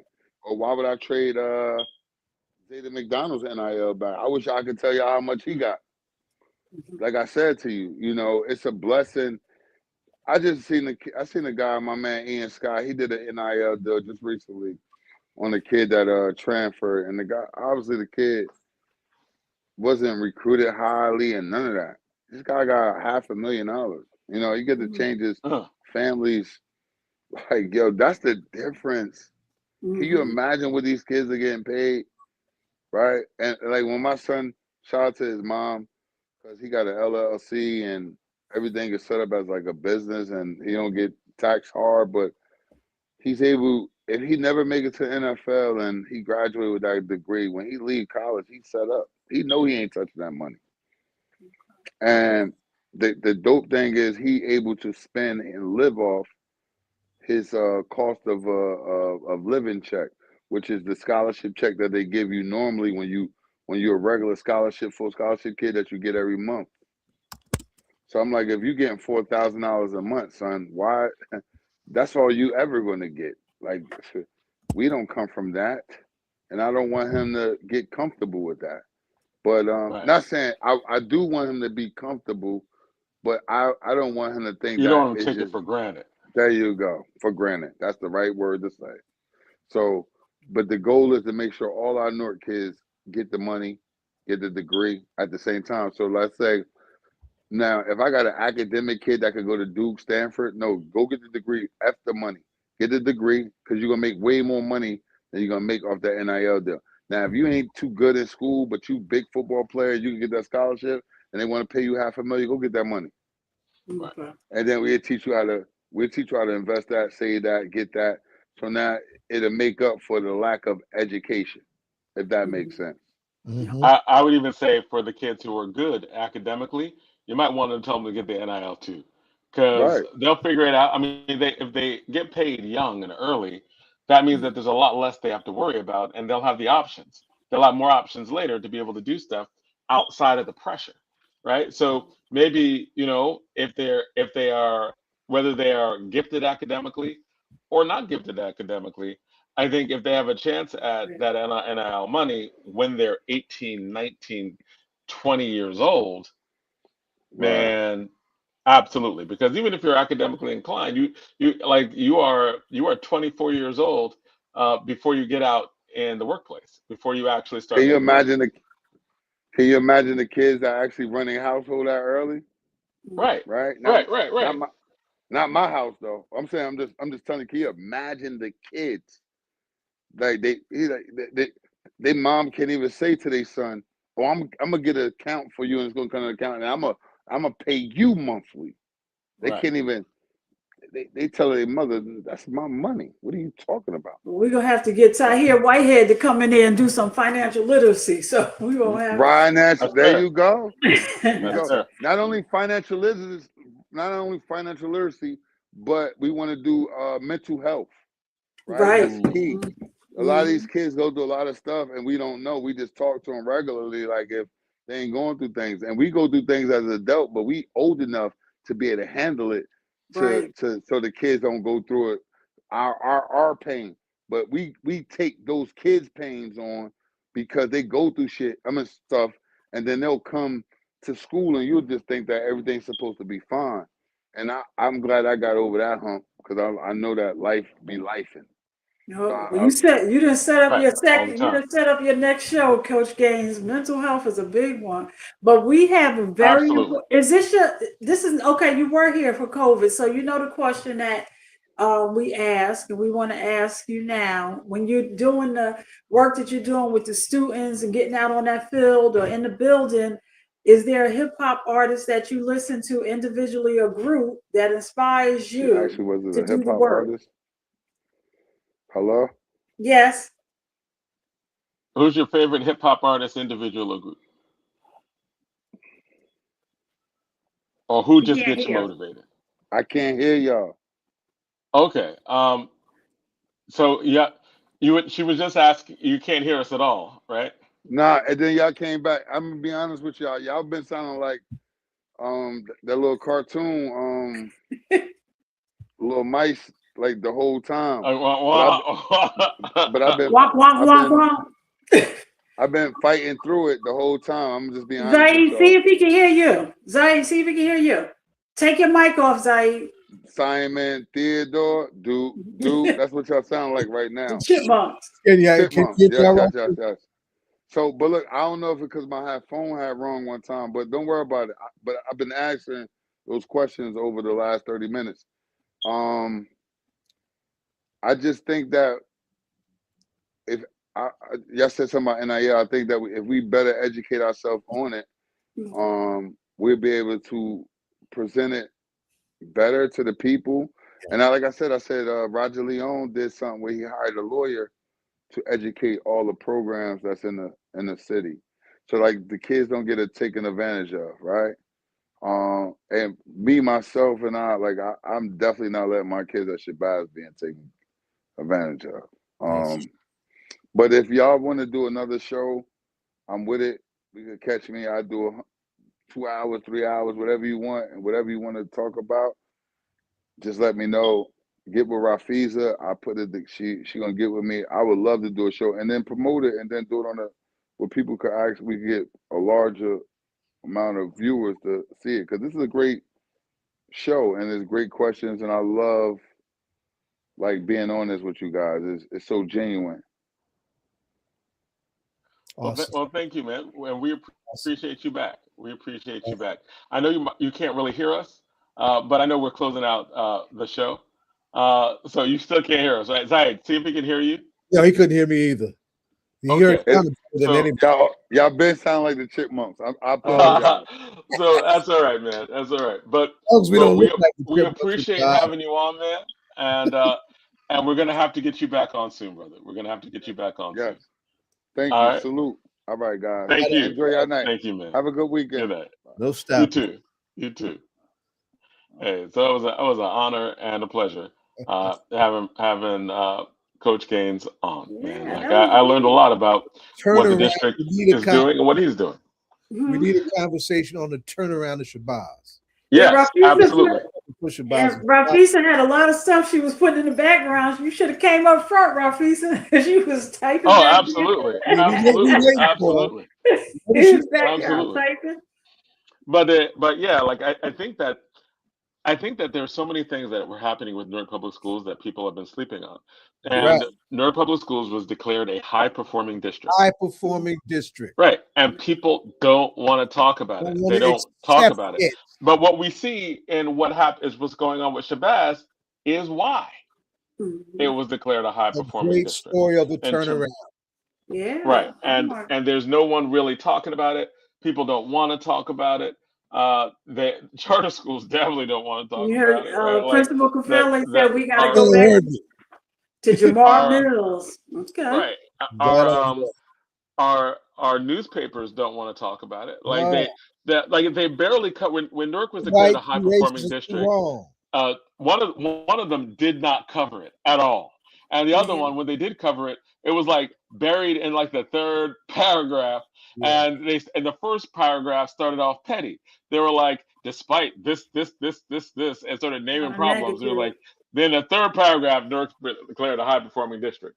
These are the things that we really need to understand what's going on and push the narrative based on what is the work that people are doing. So, yeah. Have y'all? I know at one time, or have y'all worked through the extending the superintendent? Not yet.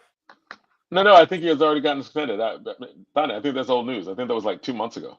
Okay. I think that the news be news, and there's so much going on in the news. Right. But notice that. But notice that even on that headline, that's from the Newark Public School website, right? Okay. It's hard to find the actual other newspapers that cover it, and when they do, one, I think it was Tap Into, and then there's another one I forget. That always covers education, and they always cover everything that's bad about the city of Newark, bad about education, good about charter schools, bad about Newark Public Schools. But when it was high performing district, it was crickets, nowhere to be found. It was funny. It was oh, they're going to hate this, and you could actually tell in their coverage what their agenda. Well, I remember is. about that. An agenda, but this was a great. You were saying? We know that Don Lemon is out. We know that happened, right? Yes. Okay. And right. It's serious. He's out. Yes. He's facing federal charge. He's out on bail, right? But they're still going to be charging him, just like they're charging LaMonica, right? Yeah. Our congresswoman, and just like they're charging a lot of other people. But as I said at the beginning of the show, the things that are the way in which they are using oppressive authority really had their first crack at it with LaMonica MacGyver. That case, I cannot overemphasize the importance of that case and the importance of attention being on that case. And it should be national and international attention on it because it was the first one of the type. And because they were able to start to get away with it with her, that is when they were emboldened to just really push it forward with these other candidates. So, but I know it's coming to the end of our show. Yes. It is like 9:04. We are 9:05, and you still talking. 9:05, and yes, and I am still talking. But I'm going to try to change that and say great show, and everyone, and thank all of our guests that came on for today. We will have to get the group from that went to Minnesota. We're working on it. There was a car issue that they got scrambled up. They got really just lucky that they get hurt in the serious car accident. There was a car breakdown, and they just and that cold weather. Well, I'm glad that they're okay. They apologize, and they're willing to come back on. Oh, absolutely, and I'm glad that they're okay because it's been rough driving in these cold, icy streets. Absolutely. Slow down. Right. Well, thank everybody. Thank our audience. Brother Dumas, we see you out there. Principal Cafele, we see you out there. Absolutely. So thank everybody. You want to thank everybody, Zaid? I want to thank Attorney Gloria. I want to thank Analilia Mejia, her courageous run for Congress. Hope she does well. Yes. We actually have a decent pool of candidates in that race. So whoever wins. Don't forget to vote next Thursday. That's Thursday. Wait, time out. It's Thursday? 11th Congressional District. The vote is this coming Thursday. Yes. Yo, did they really make it on a Thursday? They don't want anybody to vote, right? Like, what's going on? A Thursday election? Yes. Well, they try to trick people. It sounds like you're lying. You're like, oh, the election's on Thursday. That sounds like the lie they tell black people because they know the election's on Tuesday. I have never heard of an election on Thursday. The special election is this Thursday. Early voting has started. Dang. So if you everybody vote early. Vote if you can't. Yes. No, I'm just saying, if you're in the 11th Congressional District, you just need to start voting now. Vote over the weekend, man. Because Thursday election, like when someone says the election's on Thursday, I think they've lied to us. I think this is one of those black people tricks, right? Like, oh, let's trick the black people. Let's tell them the election's on Thursday. We think it's funny. And then, it sounds like they're clowning us when they tell us the election's on Thursday. So yeah, vote early because I wouldn't have believed it. I'd have been going out there on Tuesday and got please mad. turn those numbers out. 11th Congressional District, please get out and vote. And this is the primary for the 11th Congressional District. Oh, it's the primary. It's not the. Correct. It's the primary. Yeah, the actual election is in April. It's April 16th. Okay, I did not know that. I did not know there were primaries in this. I thought that was just everybody. So there's a Republican primary and a Democratic primary. Right. Oh, interesting. All right, cool. I know we've had two of the candidates on. I know there are a lot of others, but again, we are way over our time. We're going to be talking about this later. And you said February what? What's February what? Thursday, February 5th. Yes. Thursday, February 5th. So by the time we have our next show, we will have actually known who is going to be the candidate. So good luck to everybody who went. Hopefully we can have the winner on next week or at least shortly thereafter as they're going to be campaigning. I know that is a hot district. And thank all of other people who came on this week. And I know I'm extending right now by just doing all these thank yous late. So Donna, it's my fault because we're still on the air. So I take responsibility. But it's cold out there. Be careful. Be safe. Thank you to all the guests that came on, and good night. We'll see you in the whirlwind and you don't stop.